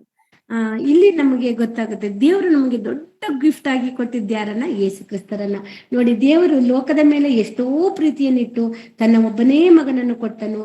ಆತನನ್ನು ನಂಬುವ ಒಬ್ಬನಾದರೂ ನಾಶವಾಗದೆ ಎಲ್ಲರೂ ನಿತ್ಯ ಜೀವವನ್ನು ಪಡೆಯಬೇಕೆಂದು ಆತನನ್ನು ಕೊಟ್ಟರು. ಈ ಒಂದು ಗಿಫ್ಟಿನ ಮುಂದೆ ಇನ್ನು ಯಾವ ಗಿಫ್ಟೂ ಇಲ್ಲ, ಯಾವುದಕ್ಕೂ ಸರಿ ಸಮಾನವಾಗಿ ಹೋಲಿಸ್ಲಿಕ್ಕೆ ಸಾಧ್ಯ ಇಲ್ಲ. ದೇವರು ಕೊಟ್ಟಂತ ಗಿಫ್ಟು ಯೇಸು ಸ್ವಾಮಿ. ಅಂತ ದೇವರ ಸ್ವರೂಪದಲ್ಲಿ ದೇವರ ಸರಿಸಮಾನರಾದವರು, ಇದ್ರ ಬಗ್ಗೆ ನಮಗೆ ಗೊತ್ತಿದೆ, ನಾನು ಮತ್ತೆ ಅದನ್ನ ವಿಶ್ಲೇಷಣೆ ಮಾಡಲ್ಲ. ಅದಕ್ಕೆ ದೇವರ ಸರಿಸಮಾನರಾದ ಯೇಸು ಸ್ವಾಮಿ ವಾಕ್ಯದ ರೂಪದಲ್ಲಿ ನರವತಾರ ಎತ್ಕೊಂಡು ನಮ್ಮ ಮಧ್ಯೆ ಬರ್ಬೇಕು ಅಂದ್ರೆ ಇದು ದೇವರು ಕೊಟ್ಟ ಗಿಫ್ಟ್ ಅಲ್ವಾ? ಈ ಗಿಫ್ಟ್ ಅನ್ನು ನಾವು ಇದಕ್ಕಿಂತ ದೊಡ್ಡ ಗಿಫ್ಟ್ ಇನ್ನೊಂದಿಲ್ಲ. ಈ ಗಿಫ್ಟ್ ನಮಗಾಗಿ ದೇವ್ರು ಕೊಟ್ಟಿದ್ದಾರೆ, ನಮಗಾಗಿ ಆ ಗಿಫ್ಟ್ ಬಲಿಯಾಗಿದೆ. ಈ ಗಿಫ್ಟ್ ನಾವು ಯಾವ ರೀತಿಯಲ್ಲಿ ಮಹಿಮೆ ಪಡಿಸ್ಬೇಕು, ದೇವರ ನಾಮವನ್ನು ಹೇಗೆ ಮಹಿಮೆ ಪಡಿಸ್ಬೇಕು, ನಾವು ಅದನ್ನ ಒಮ್ಮೆ ಈ ಸಂದರ್ಭದಲ್ಲಿ ಯೋಚನೆ ಮಾಡ್ಕೊಂಡ್ರೆ ಚೆನ್ನಾಗಿರುತ್ತೆ. ಹಾಗಾಗಿ ಇದನ್ನ ನಾವು ಒಂದು ಆಚರಣೆ ಅಂತ ತಗೊಳ್ಳೋದೆ ದೇವರನ್ನು ನಾವು ಮಹಿಮೆ ಪಡಿಸುವಂತ ಒಂದು ಸಂದರ್ಭವಾಗಿ ಬದಲಾಯಿಸ್ಕೊಂಡ್ರೆ ತುಂಬಾ ಚೆನ್ನಾಗಿರುತ್ತೆ. ಅದೇ ರೀತಿಯಾಗಿ ಗೋದಡಿ, ಕ್ರಿಬ್ ಅಂತ ಹೇಳ್ತೀವಿ. ಗೋದಡಿ ಅಂದ್ರೆ ಏನು? ಹಸುಗಳಿಗೆ ಮೇವು ಹಾಕುವಂತ ತೊಟ್ಟಿ, ಅದನ್ನ ಕ್ರಿಬ್ ಅಂತ ಹೇಳ್ತೀವಿ. ಹಸುಗಳು ಮೇವು ಹಾಕೋ ತೊಟ್ಟಿ ಅಂದ್ರೆ ಹುಲ್ಲುಗಳು ಅದನ್ನೆಲ್ಲ ಇಡುವಂತ ಒಂದು ಜಾಗ, ಅಂದ್ರೆ ಕೊಟ್ಟಿಗೆ ಅಂತ ಹೇಳಿ ನಾವು ಸಹ ಹೇಳ್ಬೋದು. ಇದನ್ನು ಸಹ ಇವತ್ತು ತುಂಬಾ ಕಡೆಯಲ್ಲಿ ಇದನ್ನ ನಡೀತಾರೆ. ಆದ್ರೆ ಈ ನಡುವೆ ಸ್ವಲ್ಪ ಕಡಿಮೆ ಮಾಡಿದ್ದಾರೆ, ಜನಗಳು ಎಚ್ಚರಿಸ್ಕೊಂತ ಇದ್ದಾರೆ. ಇದು ತಪ್ಪು ಆಚರಣೆ ಅಂತ ಜನರಿಗೆ ಗೊತ್ತಾಗ್ತಾ ಇದೆ, ಆದ್ರೂ ಸಹ ಅದನ್ನ ನಾವು ಮಾಡ್ತಾರೆ. ಇದಕ್ಕೊಂದು ಹಿಸ್ಟ್ರಿ ಇದೆ. ಇದಕ್ಕೆ ಹಿಸ್ಟ್ರಿ ಅಂತ ಹೇಳಿದ್ರೆ, ಕ್ರಿಸ್ತಶಕ 1223 ಇಟಲಿ ದೇಶದಲ್ಲಿ ಒಬ್ಬ ಸಂತ ಫ್ರಾನ್ಸಿಸ್ ಅಂತ ಒಬ್ರು ಇದನ್ನ ಸ್ಟಾರ್ಟ್ ಮಾಡ್ತಾರೆ. ಈ ಒಂದು ಕಾರ್ಯಕ್ರಮವನ್ನು ಸ್ಟಾರ್ಟ್ ಮಾಡೋದು ಇಟಲಿಯಲ್ಲಿ ಬರುತ್ತೆ. ಹಿಸ್ಟ್ರಿ ಪ್ರಕಾರ ಕ್ರಿಸ್ತಶಕ 1223 ಇಟಲಿ ದೇಶದಲ್ಲಿ ಇದನ್ನ ಫಸ್ಟ್ ನಾವು ಸ್ಟಾರ್ಟ್ ಮಾಡೋದು. ರೆಜ್ಜಿ ಅಂತ ಹೇಳಿ ಒಂದು ಹಳ್ಳಿಯಲ್ಲಿ ಈ ರೀತಿ ಮಾಡ್ತಾರೆ. ಅವರಿಗೆ ಏನ್ ಆಸೆ ಅಂತ ಹೇಳಿದ್ರೆ, ಕ್ರಿಸ್ತನನ್ನು ನೋಡ್ಲಿ, ಬರೀ ಸುವಾರ್ತೆ ಹೇಳ್ತೀವಿ, ಯೇಸು ಕ್ರಿಸ್ತರು ಹುಟ್ಟಿ ಬಂದ್ರು ಅಂತ ಹೇಳ್ಕೊಂಡು, ಬಟ್ ಅದನ್ನ ಬರೀ ಕಿವಿಗಳಲ್ಲಿ ಆ ಸುವಾರ್ತೆ ಮುಟ್ರ ಸಾಲದು, ನಾವು ಕಣ್ಣಲ್ಲಿ ನೋಡ್ಬೇಕು.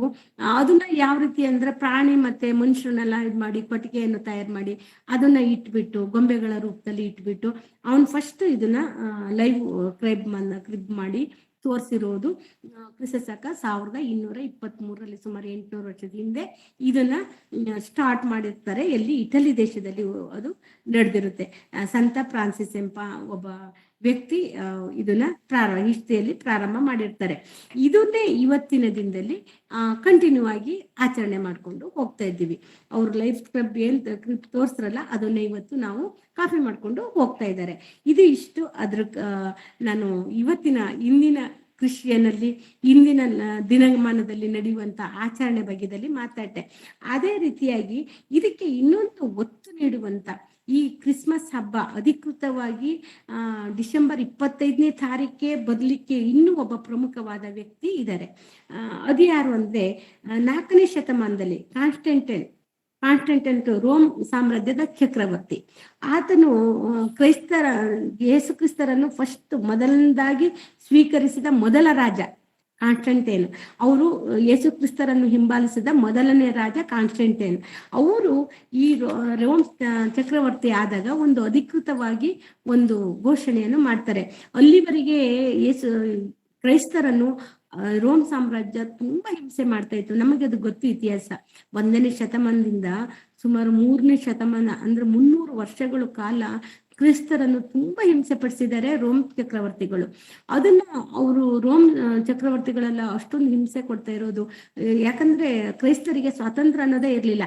ಈ ಕಾನ್ಸ್ಟಂಟೈನ್ ರೋಮ್ ಚಕ್ರವರ್ತಿಯಾಗಿ ಬಂದಾಗ ಅವರು ಸುಮಾರು ನಮಗೆ ಅವರು ಇಸ್ವಿ ನೋಡ್ಬೇಕು ಅಂದ್ರೆ ಕ್ರಿಸ್ತ ಶಕ 306ರಲ್ಲಿ ಅವರು ಒಂದು ಅವರು ರಾಜನಾಗಿ ಚಕ್ರವರ್ತಿಯಾಗಿ ಆಳ್ವಿಕೆ ಮಾಡ್ಲಿಕ್ಕೆ ಸ್ಟಾರ್ಟ್ ಮಾಡ್ತಾರೆ. ಕ್ರಿಸ್ತ ಶಕ 306ರಿಂದ 337ರವರೆಗೆ ಅವರ ಆಳ್ವಿಕೆಯ ಕಾಲಾವಧಿ.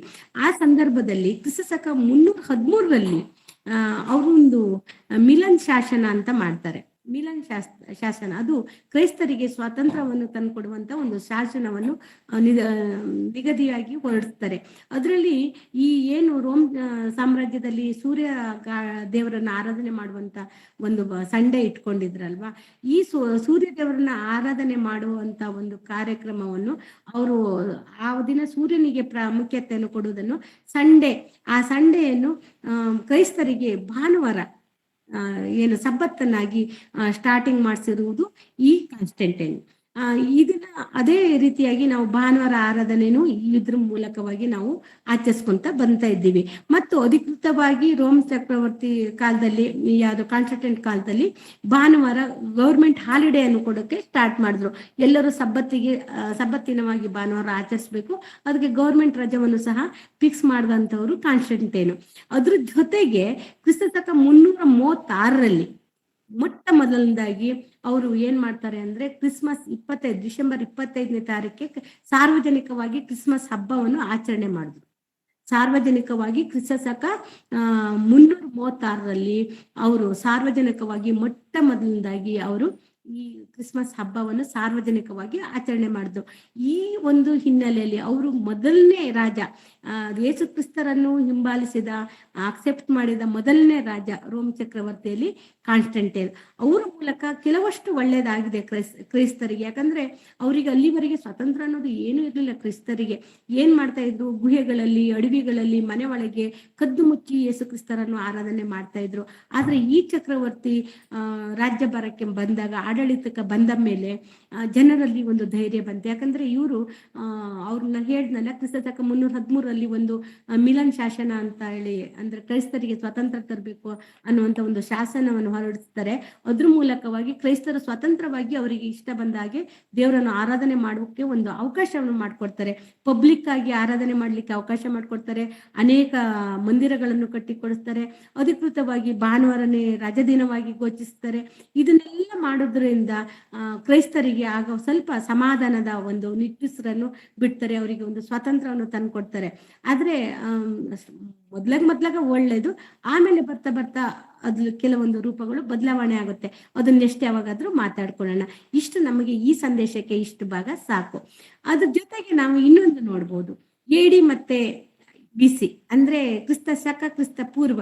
ನಾವು ಸಂತೋಷ ಪಡುವಂತ ಇನ್ನೊಂದು ವಿಷಯ ಅಂದ್ರೆ ಪ್ರಭು ಯೇಸು ಕ್ರಿಸ್ತರ ಮೂಲಕನೇ ಈ ಇತಿಹಾಸದಲ್ಲಿ ನಾವು ಕ್ರಿಸ್ತ ಶಕ ಕ್ರಿಸ್ತ ಪೂರ್ವ ಶಕ ಪುರುಷನಾಗಿ ಯೇಸು ಕ್ರಿಸ್ತರು ಬಂದಿದ್ದಾರೆ ಅಂತ ನಾವೆಲ್ಲರೂ ಬಿಲೀವ್ ಮಾಡ್ತೀವಿ. ಮತ್ತೆ ಪ್ರತಿಯೊಬ್ಬರು ಸಹ, ಅವನು ಕ್ರೈಸ್ತನಾಗ್ಲಿ ಅನ್ಯನಾಗ್ಲಿ, ಪ್ರತಿಯೊಬ್ಬನು ನಾವು ಡೇಟ್ ಬರೆಯಷ್ಟೊತ್ತಿಗೆ ಕ್ರಿಸ್ತ ಶಕ ಕ್ರಿಸ್ತ ಪೂರ್ವ ಬರೀಲೇಬೇಕು. ಇದಕ್ಕೆ ಮೂಲ ಉದ್ದೇಶ, ಇದನ್ನ ಯಾರು ತಂದ್ರು ಅನ್ನೋ ಒಂದು ಸಣ್ಣ ಚುಟುಕನ್ನು ನಾನು ಹೇಳಲಿಕ್ಕೆ ಇಷ್ಟಪಡ್ತೀನಿ. ಇಲ್ಲಿ ಎಡಿ ಆಫ್ಟರ್ ಡೆತ್ ಅಲ್ಲ, ಎಡಿ ಅಂದ್ರೆ ಆಫ್ಟರ್ ಡೆತ್ ಅಲ್ಲ. ಎಷ್ಟೋ ಜನರು ಎಡಿ ಅಂದ್ರೆ ಆಫ್ಟರ್ ಡೆತ್, ಯೇಸು ಕ್ರಿಸ್ತರ ಮರಣ ನಂತರ ಅಂದ್ಕೊಂತಾರೆ. ಖಂಡಿತವಾಗಿಯೂ ಅಲ್ಲ. ಎಡಿ ಅಂದ್ರೆ ಅನ್ನೋ ಡೊಮಿನಿ ಅಂತ. ಅನ್ನೋ ಡೊಮಿನಿ ಅಂತ ಹೇಳಿದ್ರೆ ಅದೊಂದು ಲ್ಯಾಟಿನ್ ಪದ. ಅದ್ರ ಅರ್ಥ ನಮ್ಮ ಕರ್ತನ ವರ್ಷ, ನಮ್ಮ ಕರ್ತನ ವರ್ಷ. ಎಡಿ ಅಂದ್ರೆ ನಮ್ಮ ಕರ್ತನ ವರ್ಷ, in the year of the lord. ಅಂದ್ರೆ ಎಡಿ ಅಂತ ಹೇಳಿದ್ರೆ ಅನ್ನೋ ಡೊಮಿನಿ ಅಂತ ಪದ, ಇದು ಲ್ಯಾಟಿನ್ ಪದ. ಹಾಗಾಗಿ ಈ ಪದವನ್ನು ಫಸ್ಟ್ ಮೊದಲನೇದಾಗಿ ಯಾರು ಇದ್ ಮಾಡ್ತಾ ಇದ್ರು ಅಂದ್ರೆ, ನಾವು ಇದೊಂದು ಚೂರು ಇತಿಹಾಸ ನೋಡಿದ್ರೆ, ಡಯೋನಿಸಿಯಸ್ ಎಸ್ಕಿಕ್ಯೂಟಸ್ ಅಂತೇಳಿ ಒಬ್ಬ ಇದ್ದ. ಅವರು ಒಬ್ರು ರೋಮ್ ಸನ್ಯಾಸಿ. ಅವರು ರೋಮ್ನಲ್ಲಿ ಕ್ರೈಸ್ತ ಸನ್ಯಾಸಿ. ಅವರು ಕ್ರಿಸ್ತ ಶಕ 525ರಲ್ಲಿ ಈ ಎಡಿ ಅನ್ನೋದನ್ನ ಅವರು ಮಾಡಿದ್ರು.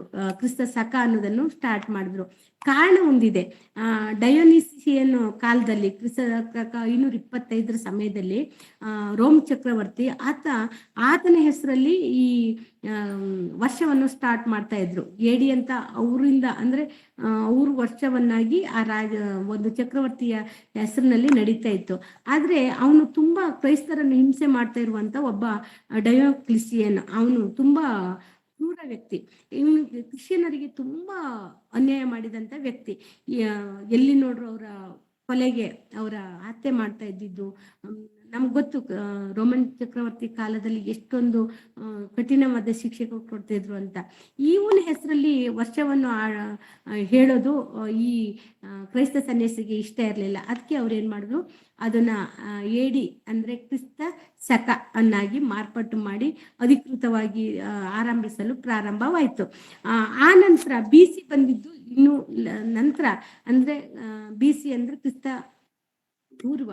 ಅದನ್ನ ನಾವು ತೆಗೆದುಕೊಳ್ಳುವಾಗ ಅಂದ್ರೆ ಬಿಫೋರ್ ಕ್ರೈಸ್ಟ್. ಈ ಬಿಫೋರ್ ಕ್ರೈಸ್ಟ್ ಅಲ್ಲಿ ವೆನರಬಲ್ ಬೇಡೆ ಅಂತ ಇನ್ನೊಬ್ರು ಇತಿಹಾಸಕಾರರು ಇದನ್ನು ಬಳಕೆಗೆ ತಂದ್ರು. ಯಾರು? ವೆನಿರಬಲ್ ಬೇಡೆ ಅಂತ ಹೇಳಿ ಇವರು ಒಬ್ರು ಇತಿಹಾಸಕಾರರು. ಇವರು ಬಳಕೆಗೆ ತಂದ್ರು BCಯನ್ನು. ಒಟ್ಟಿನಲ್ಲಿ ಏಡಿ ಇರ್ಬೋದು, BC ಇರ್ಬೋದು, ಕ್ರಿಸ್ತ ಶಕ ಕ್ರಿಸ್ತ ಪೂರ್ವ. ಅದಕ್ಕೆ ಶಕ ಪುರುಷನಾದ ಯೇಸು ಕ್ರಿಸ್ತರೇ ಕಾರಣ. ನಮ್ಮ ಪ್ರಭು ತೀರ್ಮಾನ ನಾವು ಮಾಡ್ಬೇಕು ಅಂದ್ರೆ ನಮ್ಮ ಪ್ರಭು ನಮ್ಮ ಯೇಸು ಕ್ರಿಸ್ತರು ತಾರೀಕು ಮತ್ತೆ ವರ್ಷದ ಯೇಸು ಕ್ರಿಸ್ತರ ಜನನ ಮತ್ತು ಇತಿಹಾಸ ಒಂದಕ್ಕೊಂದು ಲಿಂಕ್ ಇದೆ. ಕೇಂದ್ರ ಬಿಂದು ಇಲ್ಲಿ ಯೇಸು ಕ್ರಿಸ್ತರು.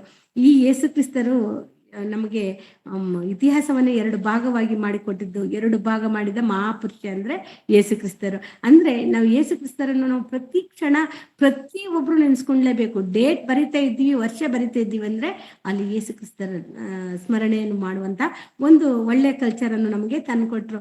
ಇದು ಶಕಪುರುಷನಾದ ಯೇಸು ಕ್ರಿಸ್ತನಿಗೆ ಮಾತ್ರನೇ ಅನ್ವಯಿಸೋದು, ಬೇರೆ ಯಾರಿಗೆ ಅನ್ವಯಿಸ ಆಗೋಕೆ ಸಾಧ್ಯ ಇಲ್ಲ. ಓಕೆ, ಇದು ಇಲ್ಲಿವರೆಗೆ ನಾವು ಒಂದು ನೋಟವನ್ನು ನೋಡ್ಕೊಂಡ್ ಬಂದ್ವಿ, ಕ್ರಿಸ್ಮಸ್ ಅದು ಇದು ಅಂತ. ಆದ್ರೆ ನಿಜವಾದ ಕ್ರಿಸ್ಮಸ್ ಅರ್ಥ ಏನು ಅಂತ ಒಂದ್ ಸ್ವಲ್ಪ ಹೊತ್ತು ಮಾತಾಡಿ ಈ ಸಂದೇಶ ಮುಗಿಸ್ಲಿಕ್ಕೆ ನಂಗೆ ಇಷ್ಟ. ಹಾಗಾಗಿ ನಾವು ಸ್ವಲ್ಪ ಹೊತ್ತು ನಿಜವಾದ ಕ್ರಿಸ್ಮಸ್ ಬಗ್ಗೆ ಮಾತಾಡೋಣ. ಯೋಹಾನ 1:14 ತೆಗೆದು ನೋಡಿ. ಯೋಹಾನ ಸುವಾರ್ತೆ 1:14. ಯೋಹಾನ ಸುವಾರ್ತೆ 1:14.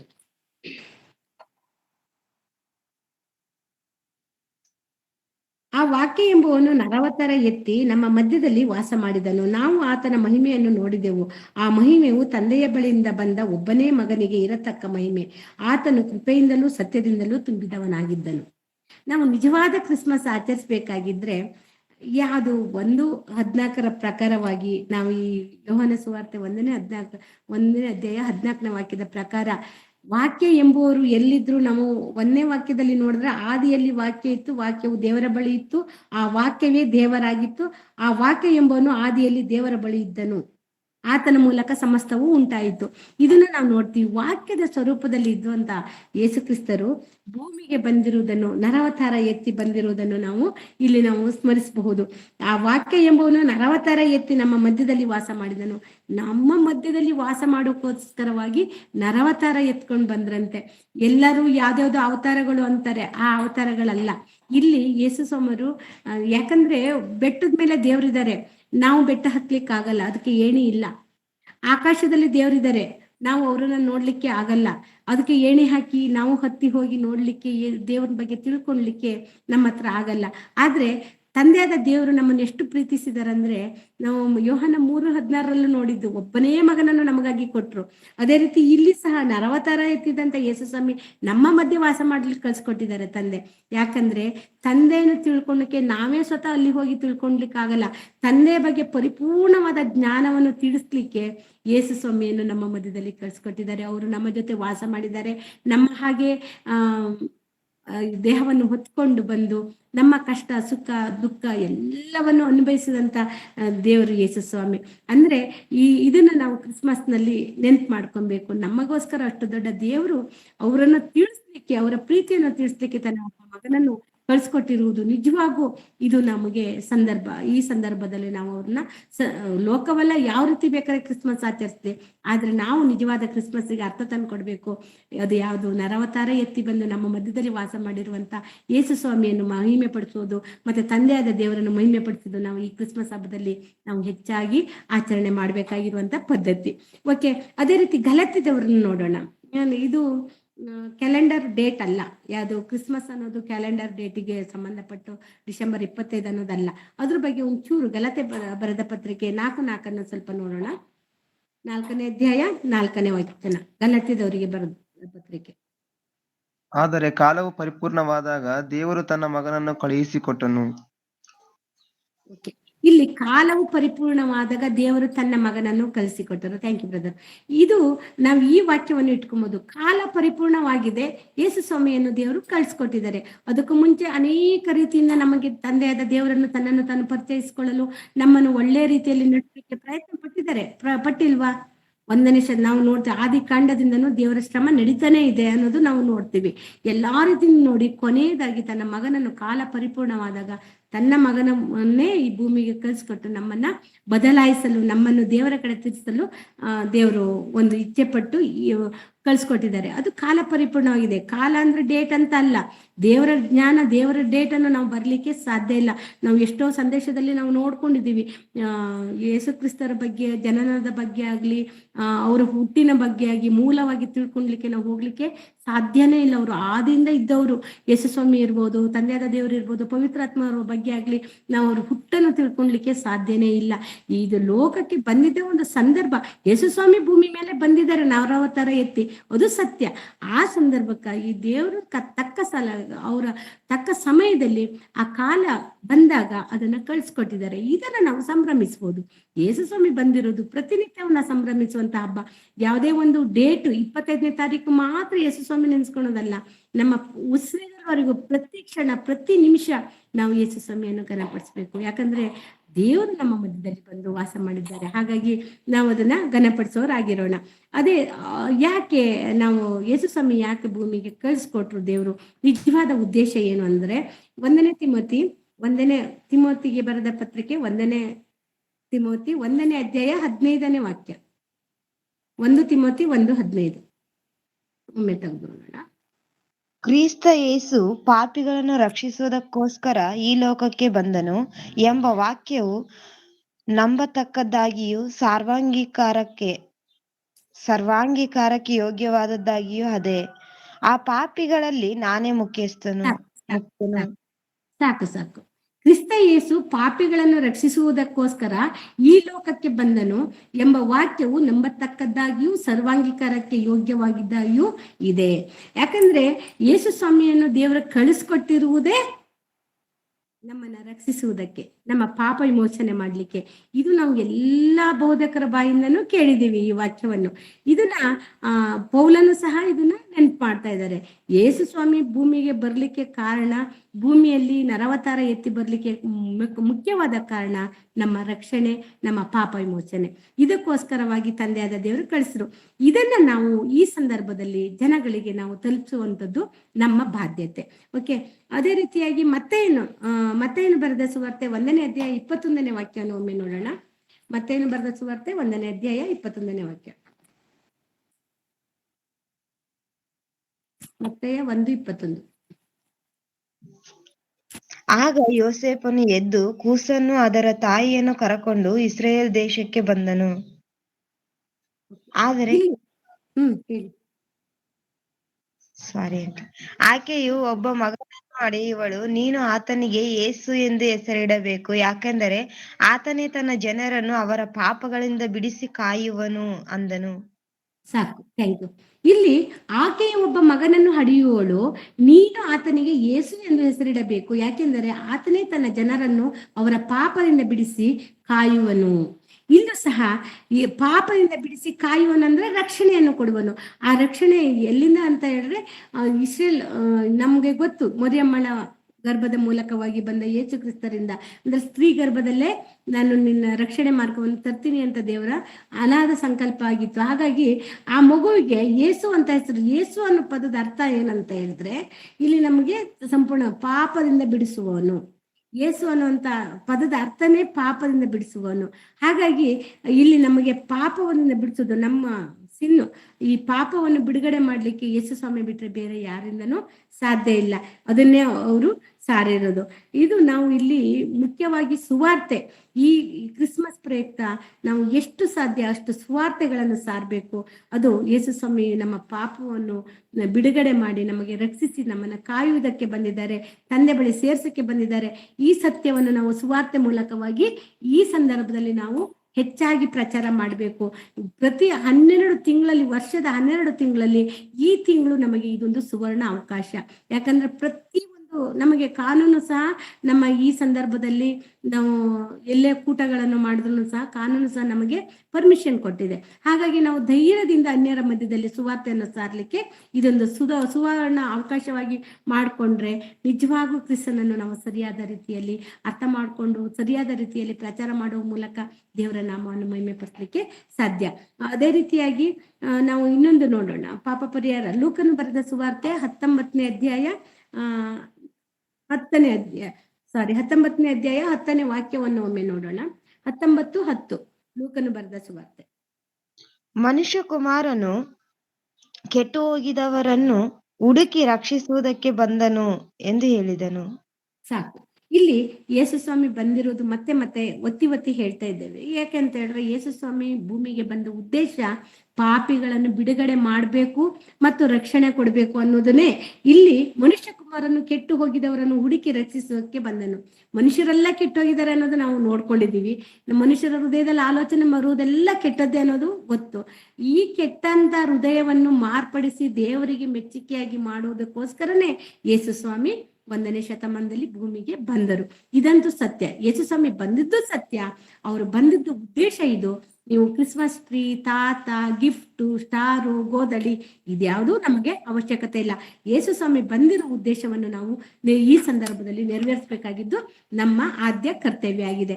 ನಮ್ಮ ಪ್ರತಿಯೊಬ್ಬರು ಹೃದಯದಲ್ಲಿ ಪಾಪ ತುಂಬಿದ ಹೃದಯದಲ್ಲಿ ಆ ಪಾಪವು ನಮ್ಮೊಳಗಿದೆ ಅಂತ ಗುರ್ತಿಸ್ಕೊಂಡು ಆ ಪಾಪವನ್ನು ಹೊರತೆಗೆದು ಅದನ್ನ ನಾವು ಪಶ್ಚಾತ್ತಾಪ ಪಟ್ಟು ಪಾಪದಿಂದ ಬಿಟ್ಟು ದೀಕ್ಷಾಸ್ನಾನ ತಗೊಂಡು ದೇವರ ನಾಮವನ್ನು ಮಹಿಮೆ ಪಡಿಸುತ್ತಾ ದೇವರ ವಾಕ್ಯಾನುಸಾರವಾಗಿ ನಮ್ಮ ಜೀವಿತವನ್ನು ಬದಲಾಯಿಸ್ಕೊಂಡು ದೇವರಿಗೆ ಸಜೀವ ಯಜ್ಞವಾಗಿ ನಮ್ಮನ್ನು ಅರ್ಪಿಸ್ಕೊಂಡ್ರೆ ಅದೇ ನಾವು ದೇವರಿಗೆ ಪಡಬೇಕಾದ ಮಹಿಮೆ, ನಾವು ಸಂತೋಷ ಪಡುವಂತ ಒಂದು ಆಚರಣೆ ಆಗಿರ್ಬೇಕು ಅಂತ ಇಲ್ಲಿ ನನ್ನ ನಿಲುವು ಅಷ್ಟೇ.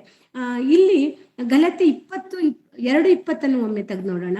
ಗಲಾತ್ಯದವರಿಗೆ ಬರೆದ ಪತ್ರಿಕೆಯಲ್ಲಿ 2ನೇ ಅಧ್ಯಾಯ 20ನೇ ವಾಕ್ಯವನ್ನು ಒಮ್ಮೆ ತೆಗಿರಿ. ಗಲಾತ್ಯ 2:20. ಕ್ರಿಸ್ತನೊಂದಿಗೆ ಸಿಲುಬೆಗೆ ಹಾಕಿಸಿಕೊಂಡವನಾಗಿದ್ದಾನೆ. ಇನ್ನು ಜೀವಿಸುವವನು ನಾನಲ್ಲ, ಕ್ರಿಸ್ತನು ನನ್ನಲ್ಲಿ ಜೀವಿಸುತ್ತಾನೆ. ಈಗ ಶರೀರದಲ್ಲಿರುವ ನಾನು ಜೀವಿಸುವುದು ಹೇಗೆಂದರೆ ದೇವಕುಮಾರನ ಮೇಲಣ ನಂಬಿಕೆಯಲ್ಲಿಯೇ. ಆತನು ಸಾಕು ಸಿಸ್ಟರ್.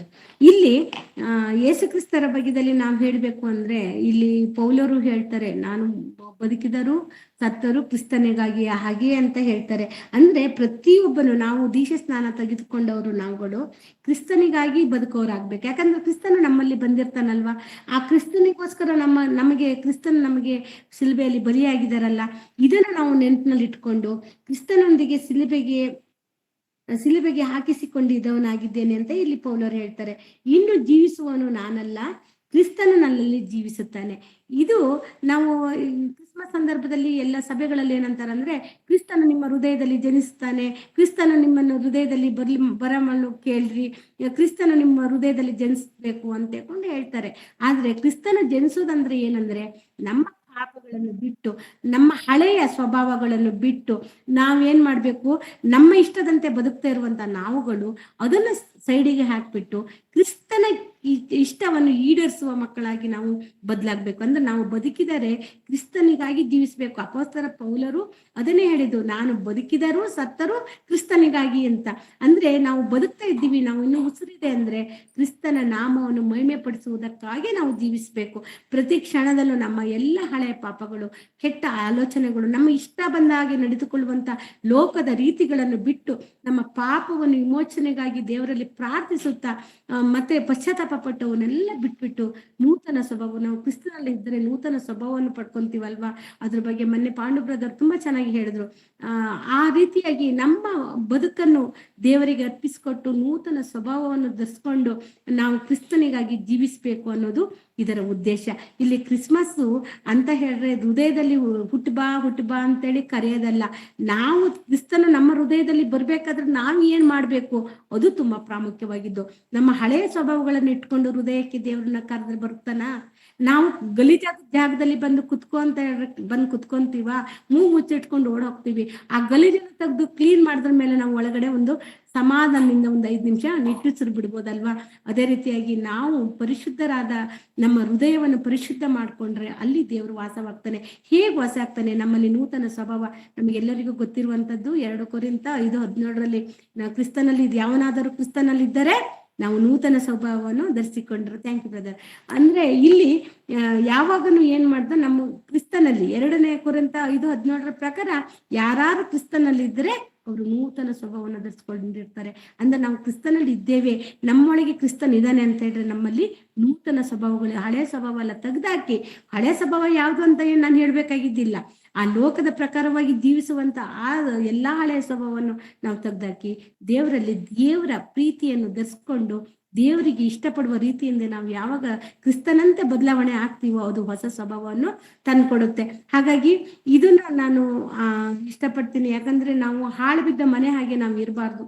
ಕ್ರಿಸ್ತನ ನಮ್ಮ ಜೀವನದಲ್ಲಿದ್ದ ಇಲ್ಲ ಅಂದ್ರೆ ಹಾಳು ಬಿದ್ದ ಒಂದು ಹಾಳು ಮನೆಗೆ ಹೋಲಿಕೆಯನ್ನು ನಾವು ಮಾಡ್ಕೊಬಹುದು.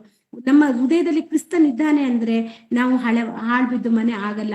ಹಾಳು ಬಿದ್ದು ಮನೆ ಏನಿರುತ್ತೆ ಅಲ್ಲಿ ಹಾಳು ಬಿದ್ದು ಮನೆಯಲ್ಲಿ ಅಂದ್ರೆ ನಾವು ದೌದ್ ಬಂಗ್ಲೆ ಅಂತ ಹೇಳ್ತೀವಿ. ಅಲ್ಲಿ ಏನು ಬಲೆ ಕಟ್ಕೊಂಡಿರೋ ದೇಡ್ರ ಬಲೆ ಕಟ್ಟಿಟ್ಕೊಂತ ಡೆಸ್ಟ್ಗಳು ತುಂಬಿಟ್ಕೊಂತವೆ, ಹಕ್ಕಿ ಪಕ್ಷಿಗಳು ಬಂದು ನೋಡಿ. ಜ್ಞಾನೋಕ್ತಿ 25-28 ಬ್ರದರ್ ಕಳಿಸ್ತಾ ಇದ್ದಾರೆ. ಅಂದ್ರೆ ಹಾಳು ಬಿದ್ದು ಮನೆಗೆ ಸಮಾನ. ನಮ್ಮಲ್ಲಿ ದೇವರ ವಾಕ್ಯ ಇಲ್ಲ, ನಮ್ಮಲ್ಲಿ ದೇವರ ವಾಕ್ಯವನ್ನು ನಮ್ಮ ಒಳಗೆ ಇಟ್ಕೊಂಡಿಲ್ಲ ಅಂದ್ರೆ ನಾವು ಹಾಳು ಬಿದ್ದ ಮನೆಗೆ ಸಮಾನ.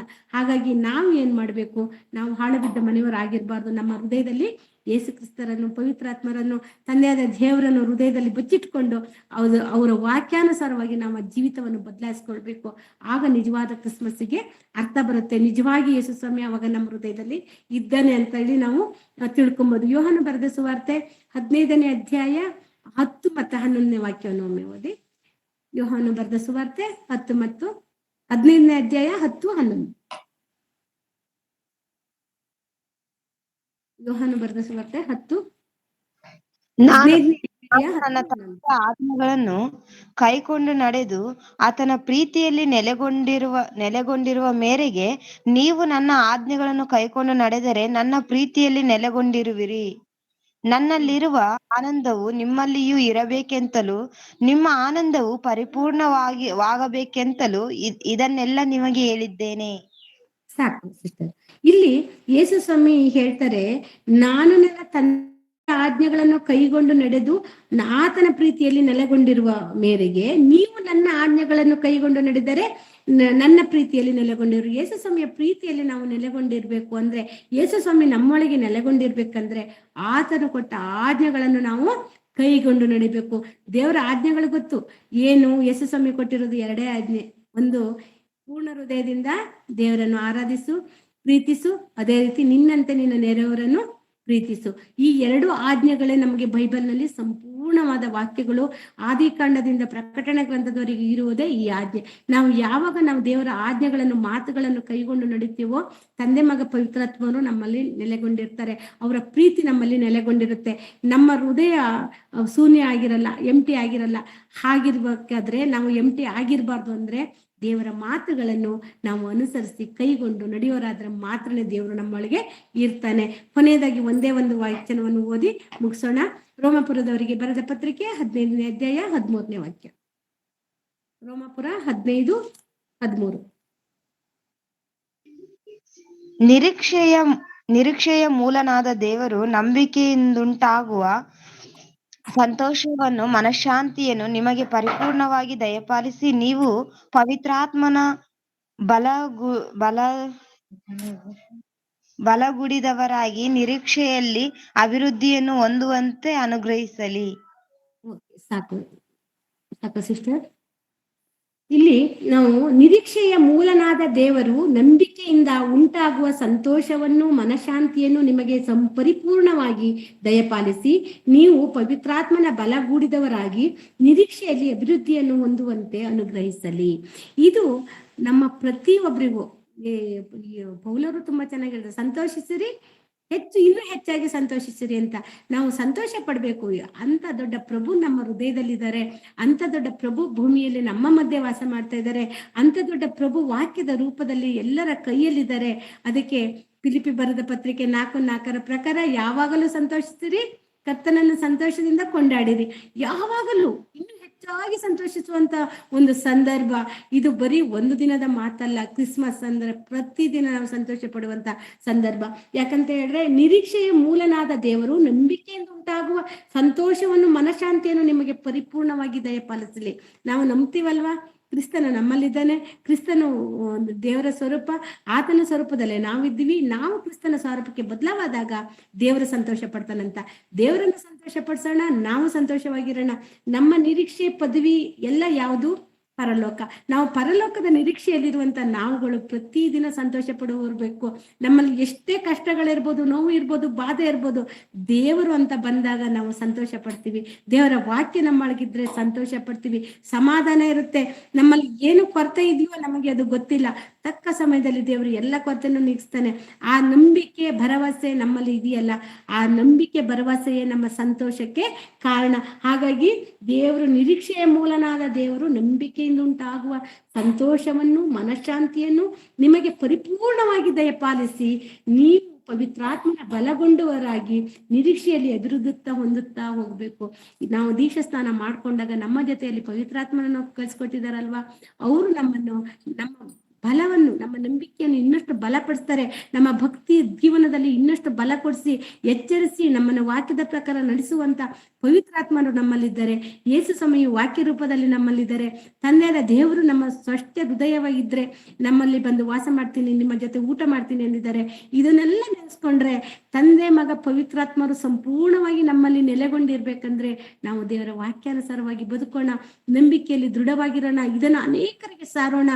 ಯೇಸು ಕ್ರಿಸ್ತರ ನಿಜವಾದ ಒಂದು ಭೂಮಿಗೆ ಬಂದಿರೋ ಉದ್ದೇಶವನ್ನು ನಾವು ಪರಿಪೂರ್ಣವಾಗಿ ನಮ್ಮ ಕ್ರೈಸ್ತರ ಮೂಲಕ ಈ ಸಮಾಜಕ್ಕೆ ನಾವು ಪ್ರತಿಯೊಬ್ಬರಿಗೂ ಮುಟ್ಟಿಸ್ಬೇಕಾಗಿದೆ. ಇದು ಎಲ್ಲ ನಮ್ಮೆಲ್ಲರ ಬಾಧ್ಯತೆ. ಇದನ್ನು ನೆನಪಲ್ಲಿ ಇಟ್ಕೊಂಡು ನಾವು ಕ್ರಿಸ್ಮಸ್ ಅನ್ನು ಆಚರಿಸೋಣ. ಕ್ರಿಸ್ಮಸ್ ಆಚರಿಸ್ಬೇಡಿ, ಸಂತೋಷ ಪಡಬೇಡಿ ಅಂತ ಹೇಳಲ್ಲ. ನಾವು ಸಂತೋಷ ಪಡುವುದು ಪರಿಪೂರ್ಣವಾದ ಸಂತೋಷವನ್ನು, ಸಮಾಧಾನವನ್ನು. ಈ ವಾಕ್ಯದ ಮೂಲಕ ದೇವರು ನಿಮ್ಮನ್ನು ನನ್ನನ್ನು ಆಶೀರ್ವದಿಸಲಿ. ಖಂಡಿತವಾಗಿ ಈ ವಾಕ್ಯ ನಮ್ಮನ್ನು ಬಲಗೊಳಿಸುತ್ತೆ ಅಂತ ನಂಬಿ ಚಿಕ್ಕ ಪ್ರಾರ್ಥನೆಯೊಂದಿಗೆ ಮುಗಿಸ್ತೀವಿ. ನಮ್ಮನ್ನು ಬಹಳವಾಗಿ ಪ್ರೀತಿಸುವ ಪರಲೋಕದಲ್ಲಿರುವ ತಂದೆಯಾದ ದೇವರೇ, ನಿನ್ನ ಮಹನ್ನತವಾದ ನಾಮಕ್ಕೆ ಸ್ತೋತ್ರವಾಗಲಿ, ಮಹಿಮೆ ಆಗಲಿ. ತಂದೆ, ಈ ಬೆಳಗಿನ ಜಾವದಲ್ಲಿ ಅಪ್ಪ, ಈ ಕ್ರಿಸ್ಮಸ್ ಹಬ್ಬದ ಸಂದರ್ಭಕ್ಕಾಗಿ, ಕ್ರಿಸ್ಮಸ್ ಹಬ್ಬದ ಸತ್ಯ ಅಸತ್ಯತೆ ಬಗ್ಗೆದಲ್ಲಿ ಮಾತನಾಡುವಂತ ಒಂದು ಸಮಯವನ್ನು ನೀನು ಕೊಟ್ಟಿದ್ದಕ್ಕಾಗಿ, ಸಮಯೋಚಿತವಾದ ಆಲೋಚನೆಯನ್ನು ಕೊಟ್ಟಿದ್ದಕ್ಕಾಗಿ, ನಡೆಸಿದ್ದಕ್ಕಾಗಿ ಸ್ತೋತ್ರ ತಂದೆ. ಅಪ್ಪ ತಂದೆಯೇ, ಕೇಳಿದ ನಿನ್ನ ಮಕ್ಕಳು ಸಹ ನಿಜವಾದ ಕ್ರಿಸ್ಮಸ್ ಸಡಗರದಲ್ಲಿ ನಾವು ಹೇಗೆ ಭಾಗವಾಗಬೇಕು ಅನ್ನುವಂಥ ವಾಕ್ಯಗಳನ್ನು ಕೊಟ್ಟಿದ್ದೀವಪ್ಪ, ನೀವು ತಿಳಿಸಿದ್ದೀರಾ. ಆ ವಾಕ್ಯಾನುಸಾರವಾಗಿ ನಮ್ಮ ಜೀವಿತವನ್ನು ಜೀವಿಸಿ ಅನೇಕರಿಗೆ ನಿನ್ನ ಉದ್ದೇಶವನ್ನು, ನಿನ್ನ ಚಿತ್ತವನ್ನು ನಾವು ಪ್ರಪಂಚಕ್ಕೆ ಸಾರಿ ನಿಜವಾದ ಸಂತೋಷ ಸಮಾಧಾನವನ್ನು ಪ್ರತಿನಿತ್ಯವೂ ನಾವು ಪಡೆಯುವಂತೆ ಸಹಾಯ ಮಾಡುತ್ತಂದೆ. ಹೌದು ಸ್ವಾಮಿ, ನಿನ್ನನ್ನು ನೆನೆಸುವ ನಿಮ್ಮ ಮಕ್ಕಳು ಪ್ರತಿನಿತ್ಯವೂ ನಿಮ್ಮನ್ನು ಹುಡುಕಿ ನಿಮ್ಮಲ್ಲಿ ಆನಂದ ಪಡ್ತಾ ಇದ್ದೇವಪ್ಪ. ಈ ಆನಂದವು ನಮಗೆ ನಿತ್ಯವೂ ನಿರಂತರವೂ ಇರಲಿ ಅಂತ ಹೇಳಿ ಬೇಡುತ್ತಾ, ಇಂಥ ಒಂದು ಅವಕಾಶವನ್ನು ನಮಗೆ ಕಲ್ಪಿಸಿಕೊಟ್ಟಂತ ರಾಮಣ್ಣನವರಿಗಾಗಿ, ಅಪ್ಪ ತಂದೆ ಪ್ರಾರ್ಥಿಸುತ್ತೇನೆ, ಅವರನ್ನು ಅವರ ಕುಟುಂಬವನ್ನು ನೀನು ಯಥೇಚ್ಛವಾಗಿ ಆಶೀರ್ವದಿಸು ಅಪ್ಪ. ಮಗನು ಇಡೀ ಕರ್ನಾಟಕ ಮೂಲೆ ಮೂಲೆಗೂ ನಿನ್ನ ಸತ್ಯವನ್ನು ಸಾರಬೇಕೆಂಬ ಎಂದು ಒಂದು ಉದ್ದೇಶದಿಂದ ಹಗಲು ರಾತ್ರಿ ಕಷ್ಟಪಡ್ತಾ ಇದ್ದಾರೆ. ಅವರ ಕುಟುಂಬ ಸಮೇತವಾಗಿ ಕಷ್ಟಪಡ್ತಾ ಇದ್ದಾರೆ. ಅವರನ್ನೆಲ್ಲ ಜ್ಞಾಪಕದಲ್ಲಿಟ್ಟುಕೊಂಡು ಮುಂಬರುವ ಎಲ್ಲ ಕೂಟಗಳನ್ನು ಜ್ಞಾಪಕದಲ್ಲಿಟ್ಟುಕೊಂಡು ದೇವರೇ ನೀನೇ ಆಶೀರ್ವದಿಸಬೇಕು, ಬಲಪಡಿಸಬೇಕು. ಎಲ್ಲ ದೇವ ಸೇವಕರನ್ನು ನಮಗೆ ಪ್ರತಿನಿತ್ಯವೂ ವಾಕ್ಯ ಸಂದೇಶವನ್ನು ಕೊಟ್ಟು ಪ್ರತಿನಿತ್ಯವೂ ನಮ್ಮನ್ನು ಬಲಪಡಿಸ್ತಾ ಇರುವಂತ ಪ್ರತಿ ಒಬ್ಬ ದೇವ ಸೇವಕರನ್ನು ಹೆಸರಿನಿಂದ ಆಶೀರ್ವದಿಸು, ಬಲಪಡಿಸು. ಅವರ ಕೊರತೆಗಳನ್ನು ನೀಗಿಸು. ಅವರ ಆರೋಗ್ಯದ ಬಗ್ಗೆ ಕಾಳಜಿಯನ್ನು ಕೊಡು ಕರ್ತನೆ. ಅವರ ಆರೋಗ್ಯವನ್ನು ಸಹ ನಿನ್ನ ಕರಗಳಿಗೆ ಒಪ್ತಾ ಇದ್ದೀನಿ ಅಪ್ಪ. ಇಮ್ಮಾನುವೇಲ್ ಅಣ್ಣನವರು ಸಹ ಅನಾರೋಗ್ಯದಲ್ಲಿ ಇದ್ದರೂ ಅವರು ಸುವಾರ್ತೆ ಕೂಟವನ್ನು ಬಿಡದೆ ಅವರ ಅನಾರೋಗ್ಯ ಸಮಸ್ಯೆ ಇದ್ದಾಗಲೂ ಅಪ್ಪ ಪ್ರತಿನಿತ್ಯವೂ ಸುವಾರ್ತೆ ಸಾಧಕ್ಕೆ ಹೋಗ್ತಾ ಇದ್ದಾರಪ್ಪ. ಅಣ್ಣನವರ ಜೊತೆಯಲ್ಲೂ ಸಹ ಇದು ಕಾಪಾಡಿ ಇವತ್ತು ನಡೆಯುವಂತ ನಿಖರಬದ್ನಲ್ಲಿ ನಡೆಯುವಂತ ಮತ್ತು ಕೆರೆ ಗ್ರಾಮದಲ್ಲಿ ನಡೆಯುವಂತ ಕೂಟಗಳನ್ನು ಆಶೀರ್ವದಿಸು, ಬಲಪಡಿಸು. ಅದೇ ರೀತಿಯಾಗಿ ಮುಂಬರುವ ದಿನಗಳಲ್ಲಿ ನಡೆಯುವಂತ ಎಲ್ಲಾ ಕೂಟಗಳನ್ನು 25ನೇ ತಾರೀಕು ಕ್ರಿಸ್ಮಸ್ ಹಬ್ಬದ ಪ್ರಯುಕ್ತ ನಡೆಯುವಂತ ಎಲ್ಲ ಸಭೆಯಲ್ಲಿ ನಡೆಯುವ ಕೂಟಗಳಿಗಾಗಿ ಪ್ರಾರ್ಥಿಸ್ತಿದ್ದೇನಪ್ಪ. ಪ್ರತಿಯೊಬ್ಬರು ನೀನು ಯೇಸು ಕ್ರಿಸ್ತರನ್ನು ಭೂಮಿಗೆ ಕಳಿಸಿದ ಉದ್ದೇಶವನ್ನು ನಮ್ಮ ಸಭೆಗಳ ಮೂಲಕವಾಗಿ ನೆರವೇರುವಂತೆ ಸಹಾಯ ಮಾಡು ತಂದೆ. ಅಪ್ಪ ತಂದೆ, ಪ್ರತಿಯೊಬ್ಬರ ಮನನೇತ್ರಗಳು ತೆರೆಯುವಂತೆ ಕೃಪೆಯನ್ನು ಕೊಟ್ಟು ಕಾಪಾಡು. ಪ್ರತಿಯೊಬ್ಬರನ್ನು ಆಶೀರ್ವದಿಸು, ಬಲಪಡಿಸು ಅಪ್ಪ. ಪ್ರತಿನಿತ್ಯವೂ ಬೆಳಗಿನ ಜಾವದಲ್ಲಿ ಚಳಿ ಅನ್ನದೆ ಅಪ್ಪ ಬಂದು ನಿದ್ದೆಯನ್ನು ಗೆಟ್ಟು ನಿನ್ನ ವಾಕ್ಯವನ್ನು ಕೇಳುತ್ತಿರುವಂತ ಎಲ್ಲಾ ನಿನ್ನ ಮಕ್ಕಳಿಗೂ ಅಪ್ಪ ನೆನಪು ಮಾಡಿಕೊಂಡು ಕರ್ತನೆ ಪ್ರತಿಯೊಬ್ಬರನ್ನು ಹೆಸರಿಂದ ಆಶೀರ್ವದಿಸು, ಬಲಪಡಿಸು. ಉತ್ತಮ ಆರೋಗ್ಯವನ್ನು ಕೊಡು, ಸಂತೋಷ ಸಮಾಧಾನವನ್ನು ನಿತ್ಯವೂ ನಿರಂತರವೂ ಕೊಡು ಕರ್ತನೆ ಅಪ್ಪ. ಎಲ್ಲರೂ ನಿನ್ನನ್ನು ಕೊಂಡಾಡುವಂತೆ ಅಪ್ಪ, ನಿನ್ನಲ್ಲಿ ಸಂತೋಷಿಸುವಂತೆ ಸಹಾಯ ಮಾಡು. ಈ ಎಲ್ಲ ಪ್ರಾರ್ಥನೆ ವಿಜ್ಞಾಪನೆಯನ್ನು ಕೇಳಿದ್ದಕ್ಕಾಗಿ ಸ್ತೋತ್ರ ಅಪ್ಪ ತಂದೆಯೇ. ಈ ಬೆಳಗಿನ ಜಾವದಲ್ಲಿ ಕರ್ತನೆ ಈ ಕೊಟ್ಟ ಸಮಯಕ್ಕಾಗಿ ಸ್ತೋತ್ರ ಮಾಡುತ್ತಾ ಯೇಸು ಕ್ರಿಸ್ತರ ನಾಮದಲ್ಲಿ ಬೇಡಿ ಬಂದಿರುವೆ ನನ್ನ ತಂದೆಯೇ, ಆಮೇನ್.